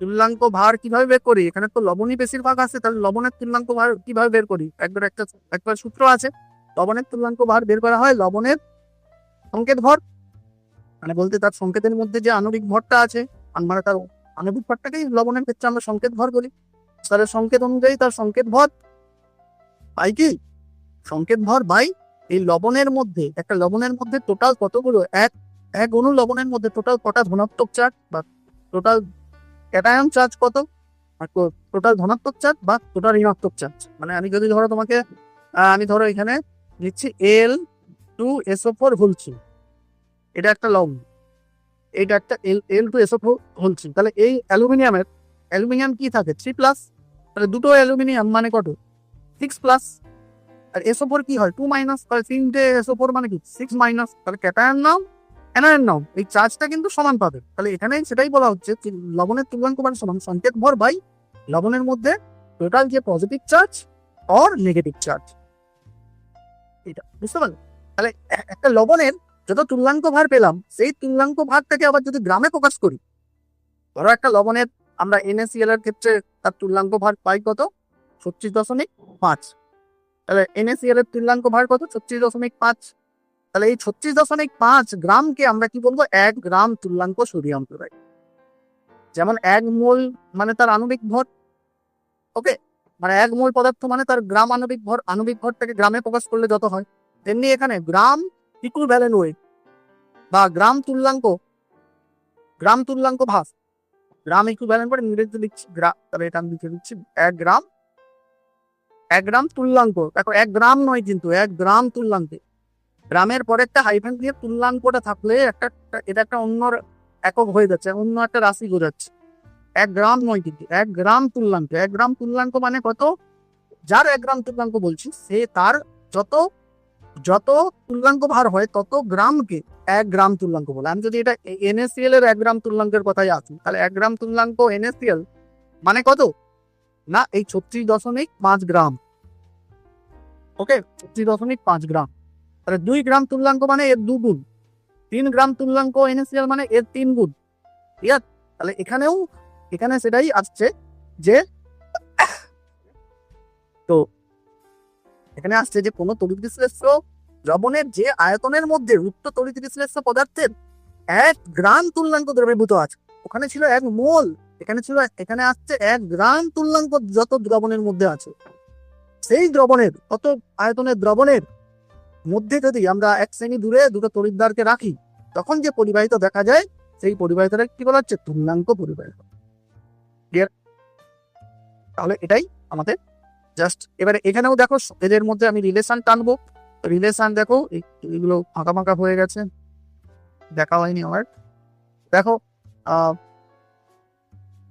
তো এখানেও দেখো তুলনা করবো আমরা একই রকম ভাবে। তুলনা যদি করি তাহলে এখানেও আমরা ধরে নিচ্ছি যে 1 গ্রাম তুল্যাঙ্ক কোনো একটা পদার্থ, তড়িৎ বিশ্লেষ্য পদার্থ, সে VCCর মধ্যে আছে। তাহলে আমরা একই রকম 1 সিসি দ্রবণের পরিবাহিতার কি বলি? কাপ্পা। তাহলে VCC দ্রবণের পরিবাহিতাটা কত পাবো? Kappa into V. ওই একই রকম ভাবে এগোবো। তাহলে আমরা যদি কাপ্পা ইন্টু ভি পাই, এবারে আমরা এক্ষুনি পেয়ে বললাম ভি এর মধ্যেই কি আছে? ভি আয়তনের মধ্যেই, VCCর মধ্যেই আছে 1 গ্রাম তুল্যাঙ্ক। 1 গ্রাম তুল্যাঙ্ক কত দ্রবণের মধ্যে আছে? VCCর মধ্যে। তাহলে এই VCC দ্রবণের তুল্যাঙ্ক মানে পরিবাহিতাটা যেটা আসছে কাপ্পা ইন্টু ভি, সেটাই কি তার তুল্যাঙ্ক পরিবাহিতা। VCCর মধ্যে যেহেতু 1 গ্রাম তুল্যাঙ্ক পদার্থ আছে, তাহলে এই VCCর পরিবাহিতাটা কত এলো? এইটা। তাহলে এই আমি তো সংজ্ঞায় কি বললাম? 1 তুল্যাঙ্ক যত আয়তনের মধ্যে আছে তার পরিবাহিতা তাকেই কি বলা হয়? দ্রবণের তুল্যাঙ্ক পরিবাহিতা। সেটা সমান কি এলো? Kappa into V. তাহলে এবারে এই যে নরমালিটি, এটা আমরা দ্রবণ নিয়ে পড়েছি। নরমালিটি মানে কি? ওই একই রকম ভাবে মানে নরমালিটি মানে যত গ্রাম তুল্যাঙ্ক, মানে ধরো আমি বললাম n গ্রাম তুল্যাঙ্ক মানে 1 মোল, যেমন আমরা 1 মোল যদি দ্রবীভূত থাকে 1000 সিসির মধ্যে, তখন বলি তার মোলারিটিকে কি বলি? 1 m। 1 মোলার মানে কি? 1 মোল আছে 1000 সিসি দ্রবণে। তেমনি 1 নর্মালিটি 1 নর্মাল মানে কি? 1 নর্মাল মানে 1 গ্রাম তুল্যাঙ্ক আছে, 1 গ্রাম ইকুইভ্যালেন্ট পদার্থ আছে কার মধ্যে? 1000 সিসির মধ্যে। হচ্ছে এই যে কোন একটা দ্রবণের মধ্যে। তাহলে n নর্মালিটি মানে কি? নর্মালিটি n মানে কি? তাহলে n গ্রাম তুল্যাঙ্ক আছে। তাহলে 1 নর্মালিটি মানে 1 গ্রাম তুল্যাঙ্ক পদার্থ আছে 1000 সিসির মধ্যে। তাহলে n গ্রাম তুল্যাঙ্ক, নর্মালিটি যদি n বলি, এই 1 জায়গায় যদি n আসে, নর্মালিটি n বললাম ধরো, সেই নর্মাল n মানে সেটাও একটা সংখ্যা, মোলারিটির মতো একটা সংখ্যা। তো সেই যদি তাহলে নর্মালিটি n বললে তাহলে সেটা কি বোঝাচ্ছে? না, n গ্রাম তুল্যাঙ্ক তড়িৎ বিশ্লেষ্য পদার্থ দ্রবীভূত আছে 1000 সিসির মধ্যে। তাহলে 1 গ্রাম তুল্যাঙ্ক তড়িৎ বিশ্লেষ্য দ্রবীভূত আছে 1000/n এর মধ্যে। একই রকম। তাহলে 1 গ্রাম তুল্যাঙ্ক তড়িৎ বিশ্লেষ্য পদার্থ যত সিসির মধ্যে দ্রবীভূত থাকে, এই দ্রবণের আয়তনটা কি পেয়ে গেলাম? 1000/n। তাহলে ভি এর আয়তন কি? যে ভি এর পরিমাণটা কত পেয়ে গেলাম? ভি এর পরিমাণ পেয়ে গেলাম 1000/n। তাহলে আমরা একই রকম তাহলে মিশিয়ে কি পাচ্ছি? যে তুল্যাঙ্ক পরিবাহিতা সমান ল্যামডা সমান আপেক্ষিক পরিবাহিতা ইন্টু কি কত সিসি দ্রবণের মধ্যে 1 তুল্যাঙ্ক আছে? 1000/n সিসির মধ্যে। তাহলে এটাও আমরা তাহলে কি পেলাম? দেখো ওখানে আমরা মোলার পরিবাহিতা পেলাম, আপেক্ষিক পরিবাহিতা কাপ্পা ইন্টু 1000 মোলারিটি, এনটাদের মোলারিটি। এখানে আমরা তুল্যাঙ্ক পরিবাহিতা পেলাম কাপ্পা ইন্টু 1000 নর্মাল। ওকে, তাহলে দেখো আমরা এখানেও এটাও পরীক্ষায় আসে তুল্যাঙ্ক পরিবাহিতার ইউনিট, ওই একই রকম পরিমাপ করব। দেখো ওখানে জাস্ট ওখানে পার মোলের জায়গায় এখানে পার ইকুইভ্যালেন্ট ইনভার্স। কারণ এখানে কি আমরা যে এইটা পেলাম, এইটার ইউনিট কি হবে? এটা উপরে আছে 1000, তার মানে এটা যদি সিজিএস এ ধরি তাহলে এটা সেমি কিউব অর্থাৎ সিসি। আর নিচে কত আছে?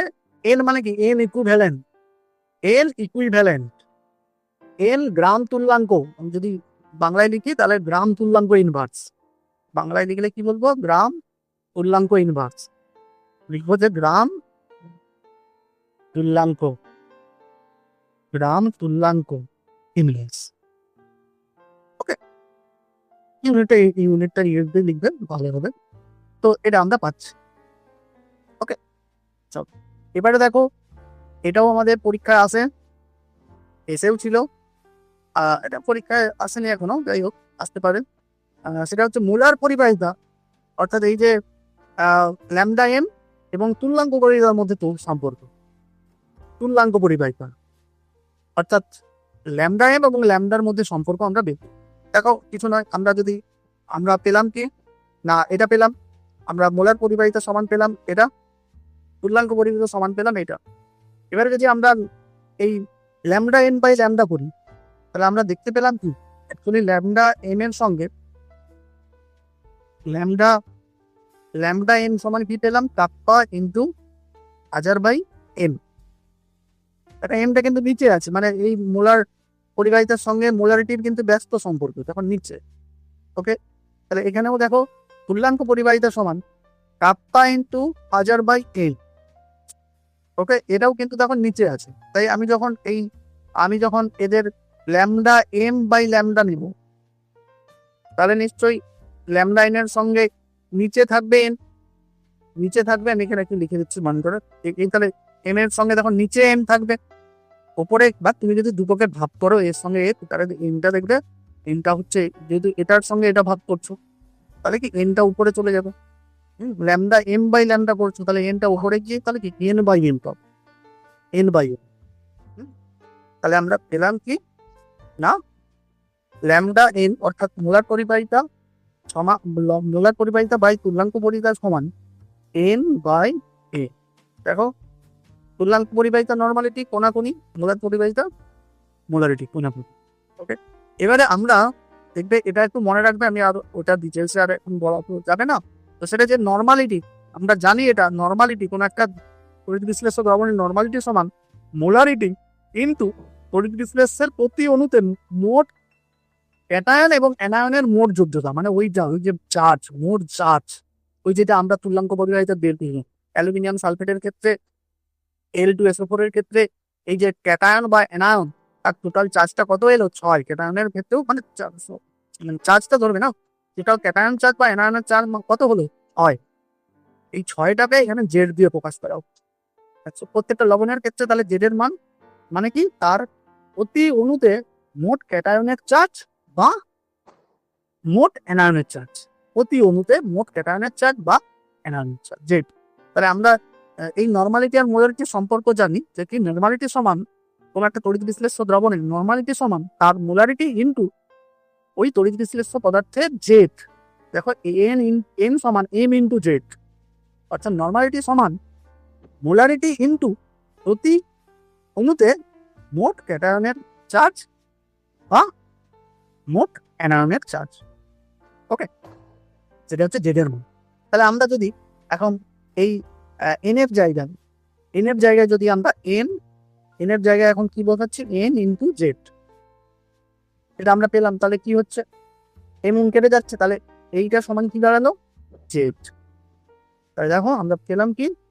আমরা পেলাম মোলার পরিবাহিতা বাই তুল্যাঙ্ক পরিবাহিতা সমান জেড।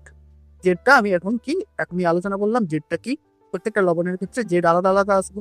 তাহলে এই জেড এর মান জানলে তাহলে আমি দুটো মোলার পরিবাহিতা তুল্যাঙ্ক পরিবাহিতার ক্ষেত্রে সম্পর্ক পেয়ে যাবো। দেখো এখানে আমি উদাহরণ দিয়ে একটা টেবিল দিয়ে দিয়েছি। দেখো এখানে ধরো এই তড়িৎ বিশ্লেষ্য পদার্থগুলো ক্ষেত্রে জেড এর মান কত? দেখো তুমি নিজেই বের করো জেড এর মান।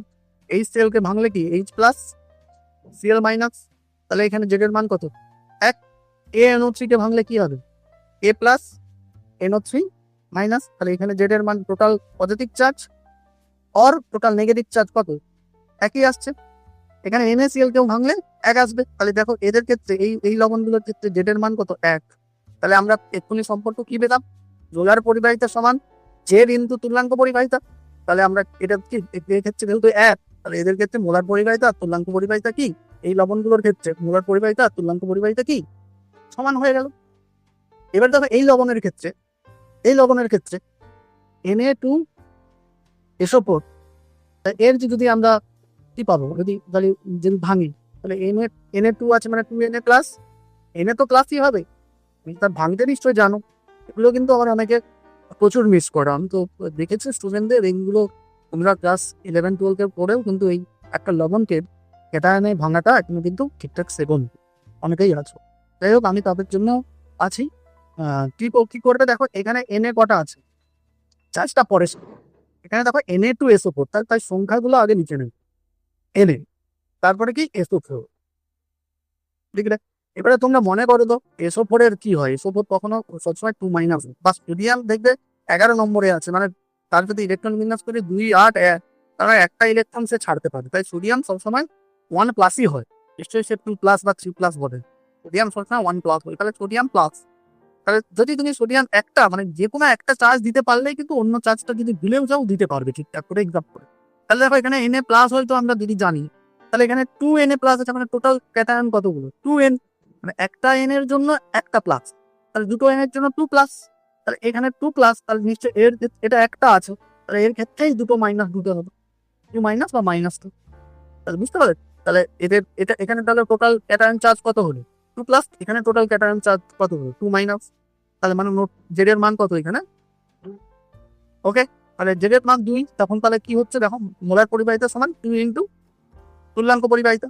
তাই এর ক্ষেত্রে তো আমি পরিমাপ করলাম কি জেড এর মান 6, তাহলে আমরা পাচ্ছি কি মোলার পরিবাহিতা সমান 6 ইন্টু তুল্যাঙ্ক পরিবাহিতা, ওকে।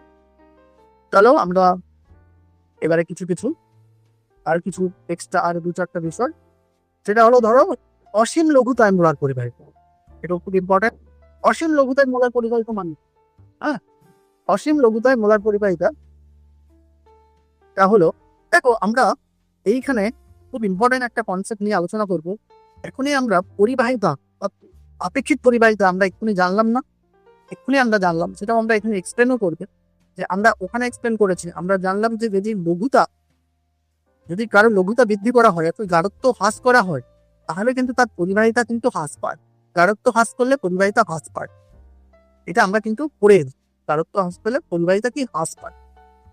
কিন্তু এখানে উল্টো, একেবারে ইম্পর্টেন্ট, অনেকে এটাই ভুল করে ফেলে, দুটোকে ঘুরিয়ে ফেলে। এখানে আছে মোলার পরিবাহিতার ক্ষেত্রে কিন্তু উল্টো, এখানে যদি লঘুতা হ্রাস মানে যদি গাঢ়ত্ব হ্রাস করা হয়, তাহলে কিন্তু পরিবাহিতাটা বৃদ্ধি পায়, মোলার পরিবাহিতা বৃদ্ধি পায়, মোলার পরিবাহিতা বৃদ্ধি পায়। সেটা কেন আমি বলবো, ওকে। গাঢ়ত্ব হ্রাস করলে মোলার পরিবাহিতা কি হয়, গাঢ়ত্ব হ্রাস করলে মোলার পরিবাহিতা কি হয়, বৃদ্ধি পায়, ওকে। তাই অসীম লঘুতায় মোলার পরিবাহিতা আমরা একটা জানবো, যে যদি অসীম মানে লঘুতা হ্রাস করতে করতে, মানে লঘুতা আমি গাঢ়ত্ব হ্রাস করতে করতে করতে করতে অসীম লঘু করে দিলাম, মানে খুব লঘু, ধরো মনে করো 1 বালতি জলে এক টুকরো চিনি দিয়ে দিলাম, বা 1 টুকরো NaCl লবণ দিয়ে দিলাম, 1 চিমটে NaCl লবণ দিয়ে দিলাম, তখন যে দ্রবণটা তৈরি হবে সেটা কি, তাহলে 1 বালতি কতটা জল, তার মধ্যে তুমি 1 চিমটে লবণ নিয়েছো, তার মানে তখন যে ওই গাঢ়ত্বটা, এটাকে আমরা ধরতে পারি কি অসীম লঘু। যদিও এটা আমরা অসীম লঘু একটা পুকুরেও যদি 1 চিমটে লবণ দিয়ে দেবো, সেটাও বলতে গেলে এটা অসীম লঘু, এটা কোনো অসীম একটা মোটামুটি খুবই লঘু, হ্যাঁ, সেটাকে ধরবো। তো অসীম লঘু দ্রবণের ক্ষেত্রে তার মোলার পরিবাহিতাটা বলা হচ্ছে সর্বোচ্চ হবে, আর লঘুতা হ্রাস করতে করতে তুমি যদি অসীম অবস্থায় চলে যাও, তখন যে মোলার পরিবাহিতা হবে, সেই পরিবাহিতাটাকে আমরা এরকম λ0n দিয়ে প্রকাশ করি, λ0n। এবারে বলা হচ্ছে যে আমরা একটা দ্রবণের যত বেশি লঘু হবে, তার অতিরিক্ত লঘুকরণে মোলার পরিবাহিতা, আর মানে যখন আমরা একবারে অতিরিক্ত লঘু করে দেবো, মোলার পরিবাহিতা কিন্তু অসীম লঘুতায় গিয়ে একটা ফিক্সড হয়ে যাবে, তারপরে আর অসীম লঘুতায় যে মানটা আসবে, মোলার পরিবাহিতার যে মানটা, তাকে আমি যদি সেই দ্রবণকে আরো অসীম করি, আরো লঘু করি, তার ক্ষেত্রে কিন্তু আর পরিবর্তন হবে না, মানে একটা অসীম অবস্থায় গিয়ে একটা মানে দ্রবণের তড়িৎ বিশ্লেষ্য দ্রবণের তার যে মোলার পরিবাহিতাটা সর্বোচ্চ সীমায় গিয়ে পৌঁছে যাবে। এই সর্বোচ্চ সীমার যে পরিমাণটাকে বলা হচ্ছে তার মোলার পরিবাহিতার একটা সীমাস্ত মান, লিমিটিং একটা ভ্যালু, ওকে। এবারে আমরা জানবো যে অসীম লঘুতায় মোলার পরিবাহিতা সর্বোচ্চ হয়, যেটা আমি বললাম যে তোমার একটা দ্রবণের তড়িৎ বিশ্লেষ্য দ্রবণের অসীম লঘুতায় তার মোলার পরিবাহিতাটা সর্বোচ্চ হবে। এবারে আমরা সেটা বুঝবো কেন সর্বোচ্চ হবে।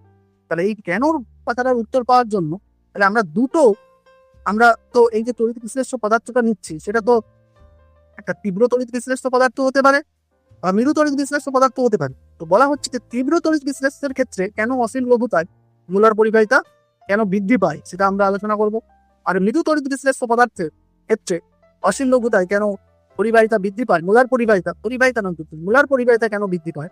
কারণ পরিবাহিতা কিন্তু হ্রাস পান, লঘুতা হ্রাস মানে গাঢ়ত্ব হ্রাস করলে, লঘুতা বৃদ্ধি করলে বা গাঢ়ত্ব হ্রাস করলে কিন্তু পরিবাহিতাটা হ্রাস পায়, কিন্তু মোলার পরিবাহিতা বৃদ্ধি পায়।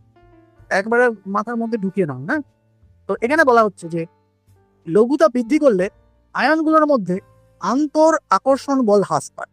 আমরা যখন যদি আমরা কেউ একটা বেশি গাঢ়ত্বের দ্রবণ নিই, তার মধ্যে আমি ধরো একটা NaCl এর দ্রবণ নিলাম, তার NaCl গুলো Na+Cl- গুলো Na+Cl- এইগুলো সব কাছাকাছি অবস্থায় কাছাকাছি আছে। কাছাকাছি থাকলে কি হবে, তাদের মধ্যে কি একটা আন্তর আণবিক আকর্ষণ বল বেশি হবে। তাহলে যেই আমি গাঢ়ত্ব এদের কমিয়ে দেবো, তাহলে Na+Cl- এগুলো কি দূরে দূরে চলবে, বা গাঢ়ত্ব কম মানে কি এদের যখন অসীম লঘু হবে তাহলে এদের দূরত্ব অনেক বেড়ে গেছে, অনেক দূরত্ব, মানে দূরে দূরে আয়নগুলো আছে, তখন তাদের মধ্যে যে আন্তরাণবিক আকর্ষণ বল কি অনেক কম। এবার আন্তরাণবিক আকর্ষণ বল কম হলে তাদের মধ্যে না গতিবেগ বেশি হবে। তাহলে তুমি মনে করো Na+ ছুটতে চাইছে, এই ক্যাটায়নটা ক্যাথোডের দিকে ছুটতে চাইছে, এবারে পেছন থেকে ক্লোরিন- যদি কাছাকাছি থাকে, এটা কি করবে, টানবে, একে টেনে রাখবে, তাই তো। তার ফলে কি সোডিয়াম+ কি তার গতিবেগ কমে যাবে, গতিবেগ কমে গেলে কি তার মোলার পরিবাহিতা হ্রাস পাবে। যখন আমরা একবার অসীম লঘু করবো, তখন এর ধারে সোডিয়াম+এর ধারে কাছে আর কোনো আয়ন নেই, তাহলে সে ফ্রিলি ছুটতে পারবে। মনে করো তোমাকে একটা তোমার মেলা হচ্ছে, সেই মেলার মধ্যে মেলার মাঠে বলতে হচ্ছে তুমি কত জোরে ছুটতে পারবে ছুটে। এই বলো, তুমি যদি কত জোরে ছুটতে চাও, তাহলে তো মেলার লোকের সঙ্গে তোমার ক্রমশ ধাক্কি হওয়ার ফলে তোমার গতিবেগটা ক্রমশ থেমে যাবে। কিন্তু তোমাকে যদি একটা ফাঁকা মাঠে ছুটতে বলা হয়, তাহলে তুমি ফ্রিলি ছুটতে পারবে। এখানেও কেসটা সেরকমই হয়েছে। মোলার পরিবাহিতার ক্ষেত্রে যেহেতু একটা নির্দিষ্ট দ্রবণের মধ্যে নিয়েছি, তো সেই নির্দিষ্ট দ্রবণের মধ্যে 1 মোল যদি থাকে, তাহলে সেই যদি মনে করো, তাহলে সেই দ্রবণটা যদি আমরা অনেক লঘু করে দিই, ওকে, আমরা যদি সে অনেক লঘু একটা দ্রবণ হয়, তাহলে সেই লঘু দ্রবণের ক্ষেত্রে আমরা কি তার মোলার পরিবাহিতাটা কি কম পাবো, মোলার পরিবাহিতার কি বৃদ্ধি পাবো। লঘু যখন করবো, তাহলে ওই যে কন্ডিশনটা বললাম, লঘু যখন করবো, দেখো আমার গুলিয়ে যাচ্ছে ব্যাপারটা, কিন্তু মাথায় রাখবি না, যেই লঘুতা বৃদ্ধি করবো, সেই কি সোডিয়াম+এর কাছাকাছি আর কোনো আয়ন থাকবে না, অর্থাৎ আন্তরাণবিক আকর্ষণ বল হ্রাস পাবে। ফলে কি তারা ফ্রিলি ছুটাছুটি, মোবিলিটি, তাদের গতিবেগ, মোবিলিটি তাদের বেশি হবে। মোবিলিটি বেশি হলে কি মোলার পরিবাহিতাটা বৃদ্ধি পাবে। কথা বুঝতে পারলেন? তাহলে তীব্র তড়িৎ বিশ্লেষ্য পদার্থের ক্ষেত্রে যদি আমরা লঘুতা বৃদ্ধি করি, তার মোলার পরিবাহিতা কি বৃদ্ধি পাবে। তাহলে এই অনুযায়ী আমরা দেখো একটা গ্রাফ করবো, এই গ্রাফটাও আসতে পারে। তো মোলার পরিবাহিতার অসীম লঘুতায়, এটা কি অসীম লঘুতায় মোলার পরিবাহিতার সঙ্গে তার গাঢ়ত্বের রুট রুট এটা একটা ইকুয়েশন আছে, ইকুয়েশনটা দরকার নেই। তো আমাদের এই অসীম লঘুতার সঙ্গে যে গাঢ়ত্বের রুট রুট সি মানে গাঢ়ত্বই গাঢ়ত্বের যদি সম্পর্ক করি, তাহলে আমরা একটা এরকম স্ট্রেট লাইন, মানে ডিক্রিজিং হচ্ছে এখানে, মানে এর যে এটা পাবো, নতিটা কি নেগেটিভে আসবে, সেই জন্য আমরা পরপর কমছে। দেখো বাড়াচ্ছি লঘুতা মানে এই গাঢ়ত্বটা বাড়াচ্ছি, গাঢ়ত্ব বাড়তে কি এখানে দেখো আমি বলছি গাঢ়ত্ব যত বাড়বে, উল্টোটা যদি আমি এই লঘুতা বৃদ্ধি না করে লঘুতা হ্রাস করি, অর্থাৎ গাঢ়ত্ব যদি বাড়াই, তাহলে কি মোলার পরিবাহিতা হ্রাস পাবে। তাহলে দেখো আমি গাঢ়ত্ব বাড়াচ্ছি, মোলার পরিবাহিতা দেখো পরপর কমে যাচ্ছে, মোলার পরিবাহিতা পরপর কমে যাচ্ছে, গাঢ়ত্ব বৃদ্ধি করছি। তাহলে এখানে যখন এই গাঢ়ত্ব, তখন মোলার পরিবাহিতা গাঢ়ত্ব আরো বৃদ্ধি করে দিলাম, মোলার পরিবাহিতা কি হয়ে গেল, এতটা কমে গেল, কমতে কমতে এরকম স্ট্রেট লাইনেও কমতে থাকবে। এটা কিন্তু তীব্র তড়িৎ বিশ্লেষণের ক্ষেত্রে স্ট্রেট লাইনে কমতে থাকবে। তো মৃদু তড়িৎ বিশ্লেষণের ক্ষেত্রে আমরা যখন ওই একই রকম, এখানেও ওই একই গল্প, আমরা যখন মৃদু তড়িৎ বিশ্লেষ্য পদার্থের ক্ষেত্রে, এখানে কি একটু এক্সপ্লেনেশনটা একটু অন্যরকম, মানে আরেকটু এক্সট্রা একটা জিনিস অ্যাড করা হচ্ছে। এখানেও কি ওই ব্যাপারটা তো লাগবে আরো কি, যখন আমরা দেখবো যে অসীম লঘু দ্রবণের ক্ষেত্রে, মানে মৃদু তড়িৎ বিশ্লেষণের অসীম লঘু দ্রবণের ক্ষেত্রে বিয়োজন মাত্রা একেবারে সর্বোচ্চ পর্যায়ে চলে যাবে। ওকে, আমরা বললাম না মৃদু তড়িৎ বিশ্লেষণের ক্ষেত্রে তার গাঢ়ত্ব যত হ্রাস করবে, তার যে এই যে বিয়োজন মাত্রাটা বেড়ে যাবে। তাহলে যখন আমি একেবারে অসীম লঘু করে দেবো, তাহলে এই বিয়োজনটা একেবারে সর্বোচ্চ মাত্রায় চলে যাবে, বলতে গেলে তখন এই পুরোটা বিয়োজিত হয়ে যাবে। তাহলে মানে কি, তখন বেশি আয়ন আয়ন বৃদ্ধি পাবো। ওকে, তাহলে এই মোলার পরিবাহিতা বৃদ্ধি পাচ্ছে। তো এটা তুমি এরকম এরকম শর্ট অ্যান্সার দেবে। আর সঙ্গে দিলে তখন যদি জিজ্ঞাসা করে সঙ্গে সঙ্গে যদি গ্রাফ, মানে যদি এই কোশ্চেন করে তাহলে গ্রাফটাও দিয়ে দেবে। 2 নম্বরের একটা প্রশ্ন এসেছিল, 2 নম্বরের প্রশ্ন এসেছিল, তাহলে এসেছিল, আমি আসছি পরে। তাহলে তাহলে এক্ষেত্রে দেখো গ্রাফটা একটু অন্যরকম হয়েছে। গ্রাফটা অন্যরকম মানে এখানে এরকম স্ট্রেট লাইনে ডিক্রিজ করছে না, মৃদুর ক্ষেত্রে এরকম একটা কার্ভ লাইনে ডিক্রিজ করছে। এটাই জাস্ট এর সঙ্গে ডিক্রিজ করছে, যে আমি যেই লঘুটা মানে গাঢ়ত্ব বৃদ্ধি করছি, লঘুতা হ্রাস করছে বা গাঢ়ত্ব বৃদ্ধি করছে, তাহলে মোলার পরিবাহিতা কমছে, কিন্তু সেটা স্ট্রেট লাইনে তড়িৎ বিশ্লেষণের ক্ষেত্রে কমে। এখানে কার্ভ একটা লাইনে হাইপার প্যারাবোলা পরাবৃত্তাকার পরাবৃত্তাকার চিত্রটা তৈরি হবে। দেখো আমরা তাহলে এই সংক্ষিপ্ত ব্যাপারে তাহলে এই সম্পর্ক পেয়ে গেলাম, আর এটাও আমরা মনে রাখবো। দেখো এবারে আমাদের নিউমেরিক্যাল প্রবলেম, আমি এগুলো আর পরে আমরা সালের, দেখো আমি নিউমেরিক্যাল প্রবলেম দিয়েছি, সালের নিউমেরিক্যাল প্রবলেম তোমরা যা পড়ে এলাম, দেখো একেবারে এগুলো একেবারে সমীকরণে মানে সমীকরণে বসিয়ে দিলেই এদের অঙ্ক হয়ে যাবে। মানে কি কি পদার্থ দেওয়া আছে পদার্থগুলো লিখে ফেলবে, সমীকরণে জাস্ট বসিয়ে দাও, এই সমীকরণে বসিয়ে দাও, একবারে উত্তর চলে আসবে। একবারে সহজ অঙ্ক। দেখো এসেছিল 18তে, এসেছিল আমাদের 16তে এসেছে। হ্যাঁ, তো এগুলো আমরা পারব। তো আর একটা লাস্ট কনসেপ্ট, এটা দিয়ে আমি আজকের ক্লাসটা শেষ করব। এটা কি না, কোলরাসের সূত্র। কোলরাসের সূত্রটা দিয়ে কিন্তু আমাদের কোশ্চেন আসে, তা এখনকার দিন কোশ্চেনটা বেশি আসে কোলরাসের সূত্রে দিয়ে। দেখো কোলরাসের সূত্রে কি বলা হচ্ছে, বলা হচ্ছে যে অসীম লঘুতায়, মানে এখানে কোলরাসের সূত্রটা অসীম লঘুতায় যে মোলার পরিবাহিতা তার ক্ষেত্রে কিন্তু প্রযোজ্য শুধুমাত্র। মানে যদি আমি দ্রবণটাকে অসীম লঘু করি তবেই কোলরাসের সূত্রটা প্রযোজ্য হবে। এটা এমনি কোশ্চেন যে কোলরাসের সূত্র কখন প্রযোজ্য, দ্রবণের অসীম লঘুতায় কোলরাসের সূত্র প্রযোজ্য হবে। তাহলে বলা হচ্ছে অসীম লঘুতায় কোনো তড়িৎ বিশ্লেষ্য দ্রবণে বা কোনো তড়িৎ বিশ্লেষ্য পদার্থের যে দ্রবণে তার যে মোলার পরিবাহিতা, তার উপাদান আয়নগুলোর মোট মোলার আয়নীয় পরিবাহিতার সমষ্টির সমান। আবার বলছি, কি বলছি না, অসীম লঘুতায় কোনো তড়িৎ বিশ্লেষ্য দ্রবণের মোলার পরিবাহিতা, এটা মোলার পরিবাহিতা হবে, অসীম লঘুতায় মোলার পরিবাহিতা তার উপাদান আয়নগুলির মোট মোলার আয়নীয় পরিবাহিতার সমষ্টির সমান। সংজ্ঞাটা কঠিন লাগছে, দেখবে আমি যখন ইকুয়েশনটা দিচ্ছি একেবারে সিম্পল হয়ে যাবে। ধরো আমি তোমাকে বলছি যে NaCl এর অসীম লঘুতায় NaCl এর মোলার পরিবাহিতা কত হবে। অসীম লঘুতায় যখন NaCl কে তড়িৎ বিশ্লেষ্য হিসেবে নিয়েছে এবং অসীম লঘু করে দিয়েছে, এই সময় NaCl এর মোলার পরিবাহিতার কত হবে সেটা সমান, তার মোলার পরিবাহিতাটা সমান এই দ্রবণের মধ্যে Na+Cl- ভেঙে যায়। তাহলে এই যে এইটা সমান, অসীম লঘুতায় কোনো তড়িৎ বিশ্লেষ্য পদার্থের মোলার পরিবাহিতা সমান তার আয়নগুলোর, এখানে কে কে আয়ন আছে, সোডিয়াম প্লাস আছে আর ক্লোরিন মাইনাস আছে। তাহলে আয়নগুলোর যদি আমি আলাদা আলাদা মোলার পরিবাহিতা বের করি, ধরো আমি Na+ এর মোলার পরিবাহিতা বের করলাম অসীম লঘুতায়, আর ক্লোরিনের এখানে ছোট ল্যাম্ডা এগুলো ব্যবহার করা হয় অসীম লঘুতায়, নট মানে অসীম লঘুতায় তার ক্লোরিনের মোলার পরিবাহিতা বের করলাম। তাহলে এই যে সোডিয়ামের মোলার পরিবাহিতা আর ক্লোরিনের মোলার পরিবাহিতা এই দুজনের সমষ্টির সঙ্গে সমান হবে। তাহলে দেখো বলেছি NaCl এর মোলার পরিবাহিতা সমান সোডিয়াম ক্যাটায়নগুলোর মোলার পরিবাহিতা বদলে আমি এটা কি বলছি, আয়নীয়, মানে যেহেতু আয়নের পরিবাহিতাটাকে বলা হচ্ছে মোলার আয়নীয় পরিবাহিতা।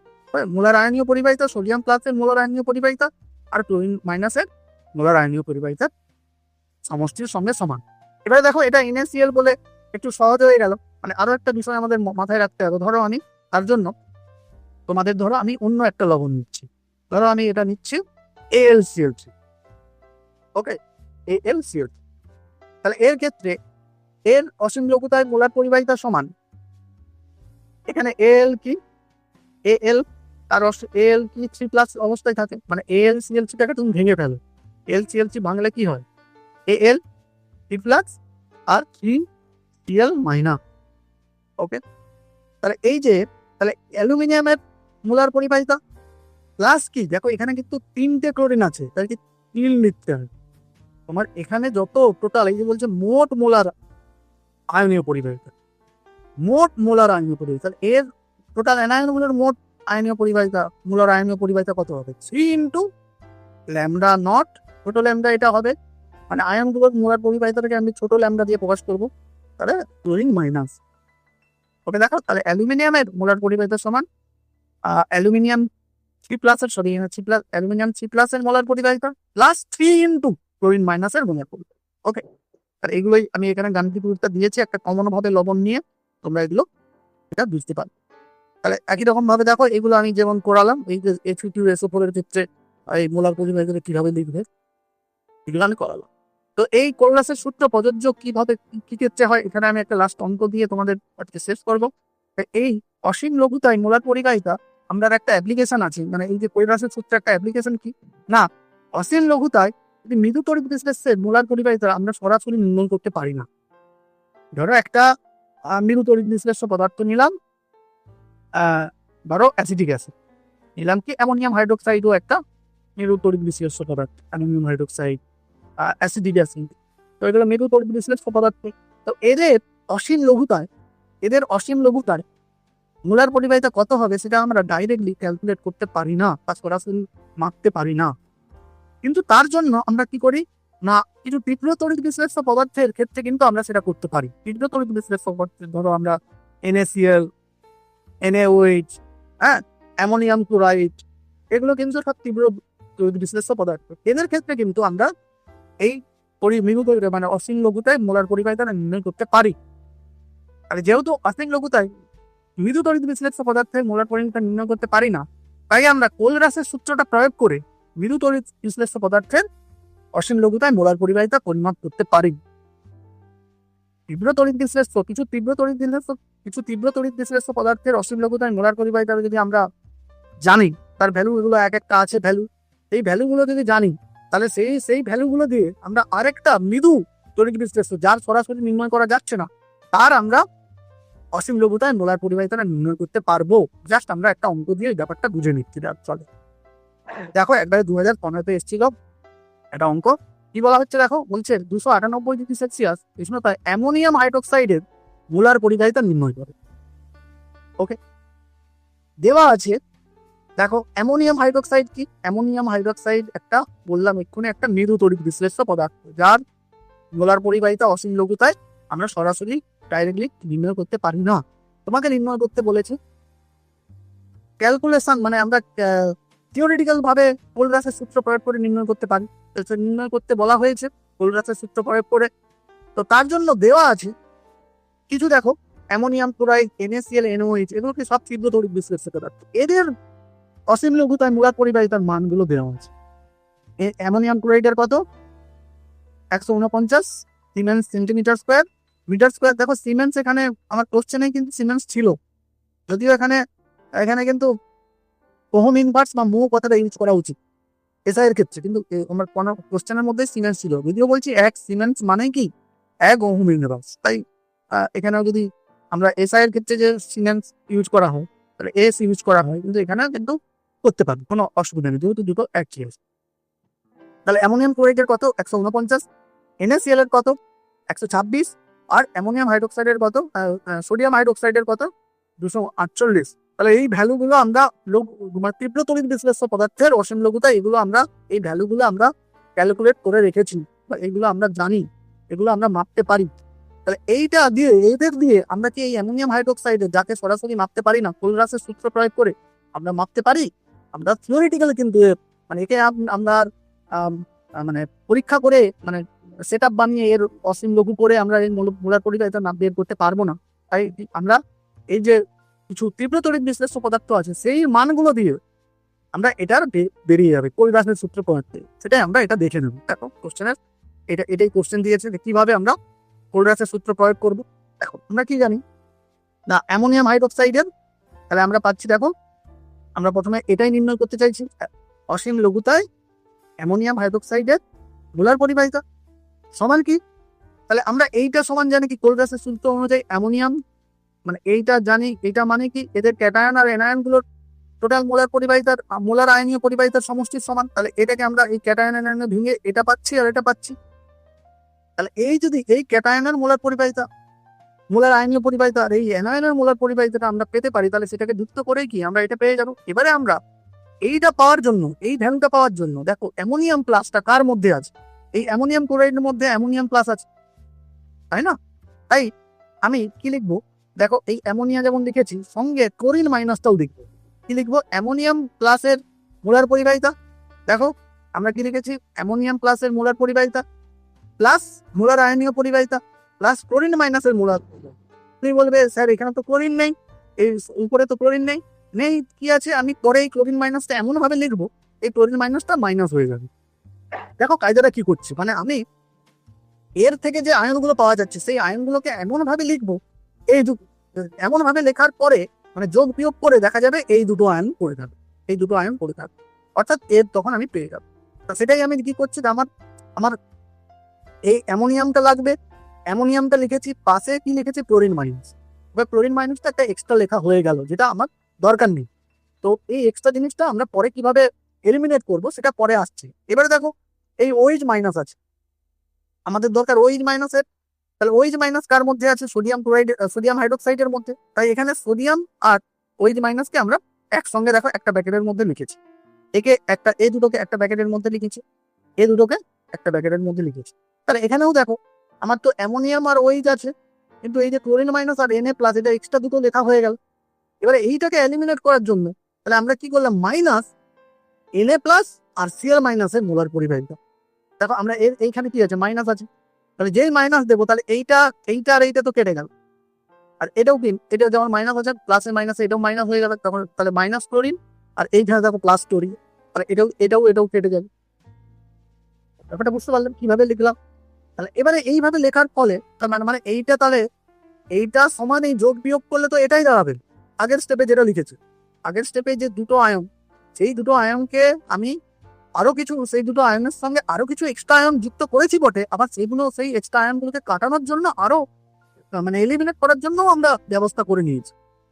তাহলে এবারে দেখো এই যে ব্র্যাকেটে অ্যামোনিয়াম, তাহলে এইটা সমানেই কি, এই পুরো এইটা সমানেই এইটা, এই উপরে যেটা আছে।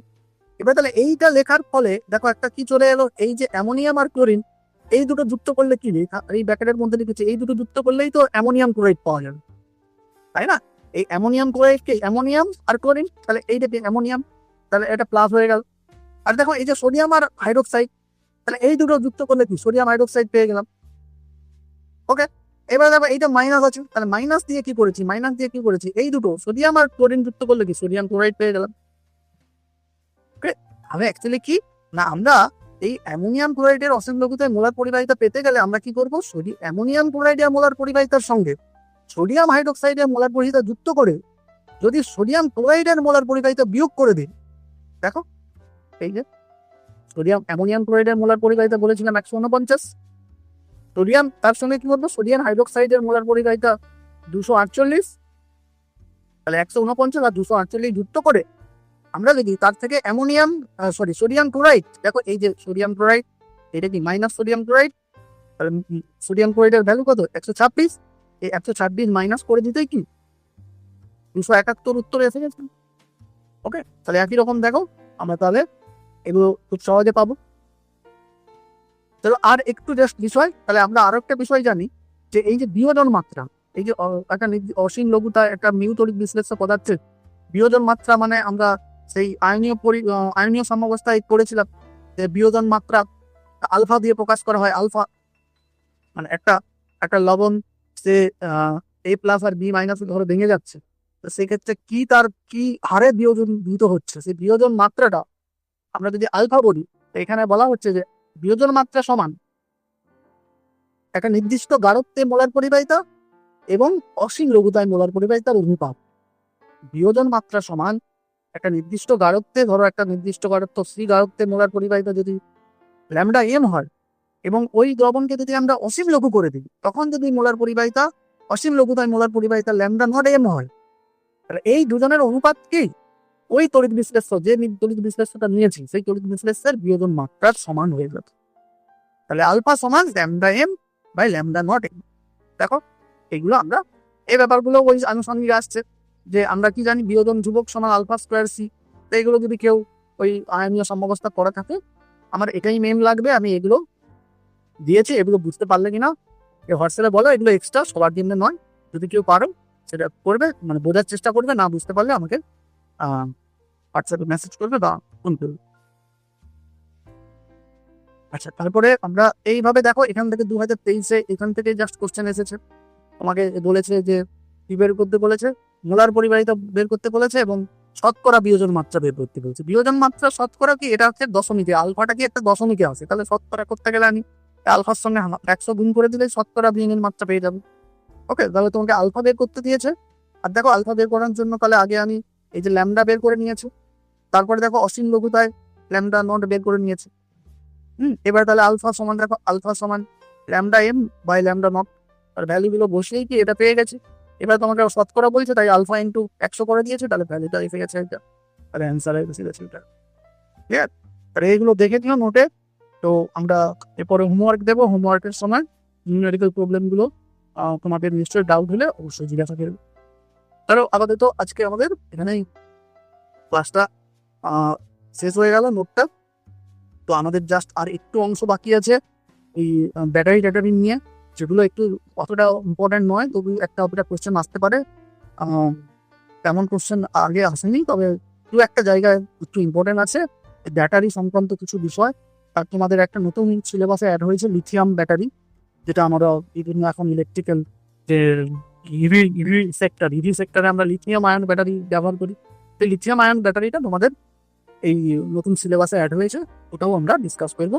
তাহলে আপাতত পরের দিন একটা ছোট একটা নোট দিলেই, মানে আরেকটা ছোট্ট নোট দিলেই, 2-3 পাতার ছোট্ট একটা নোট দিলেই আমাদের এই চ্যাপ্টারটা কমপ্লিট হয়ে যাবে। তারপরে আমরা পিওয়াই কি এবং এই চ্যাপ্টারের উপর আমি কিন্তু একবারে কভার করে নেবো, এই চ্যাপ্টারের উপর একবারে কি কি মানে কেউ কেউ হয়তো অতটা বেশি পড়তে চাইছো না, একবারে সাজেস্টিভ করে পড়তে চাইছো, সাজেশন ধরে পড়তে চাইছো, তাহলে আমি কিন্তু এই আমরা যখন পিওয়াইপি আলোচনা করবো তখন আমি অবশ্যই বলে দেবো যে এই বছরের জন্য কোন নিউমেরিক্যাল গুলো ইম্পর্টেন্ট আছে, কোন থিওরি গুলো ইম্পর্টেন্ট আছে, তো সেটাও আমরা আরেকটা ক্লাসে আলোচনা করবো। তাহলে আমাদের আর 2টো মতো ক্লাস লাগবে এই ইউনিট 1টা কমপ্লিট করার জন্য। ওকে।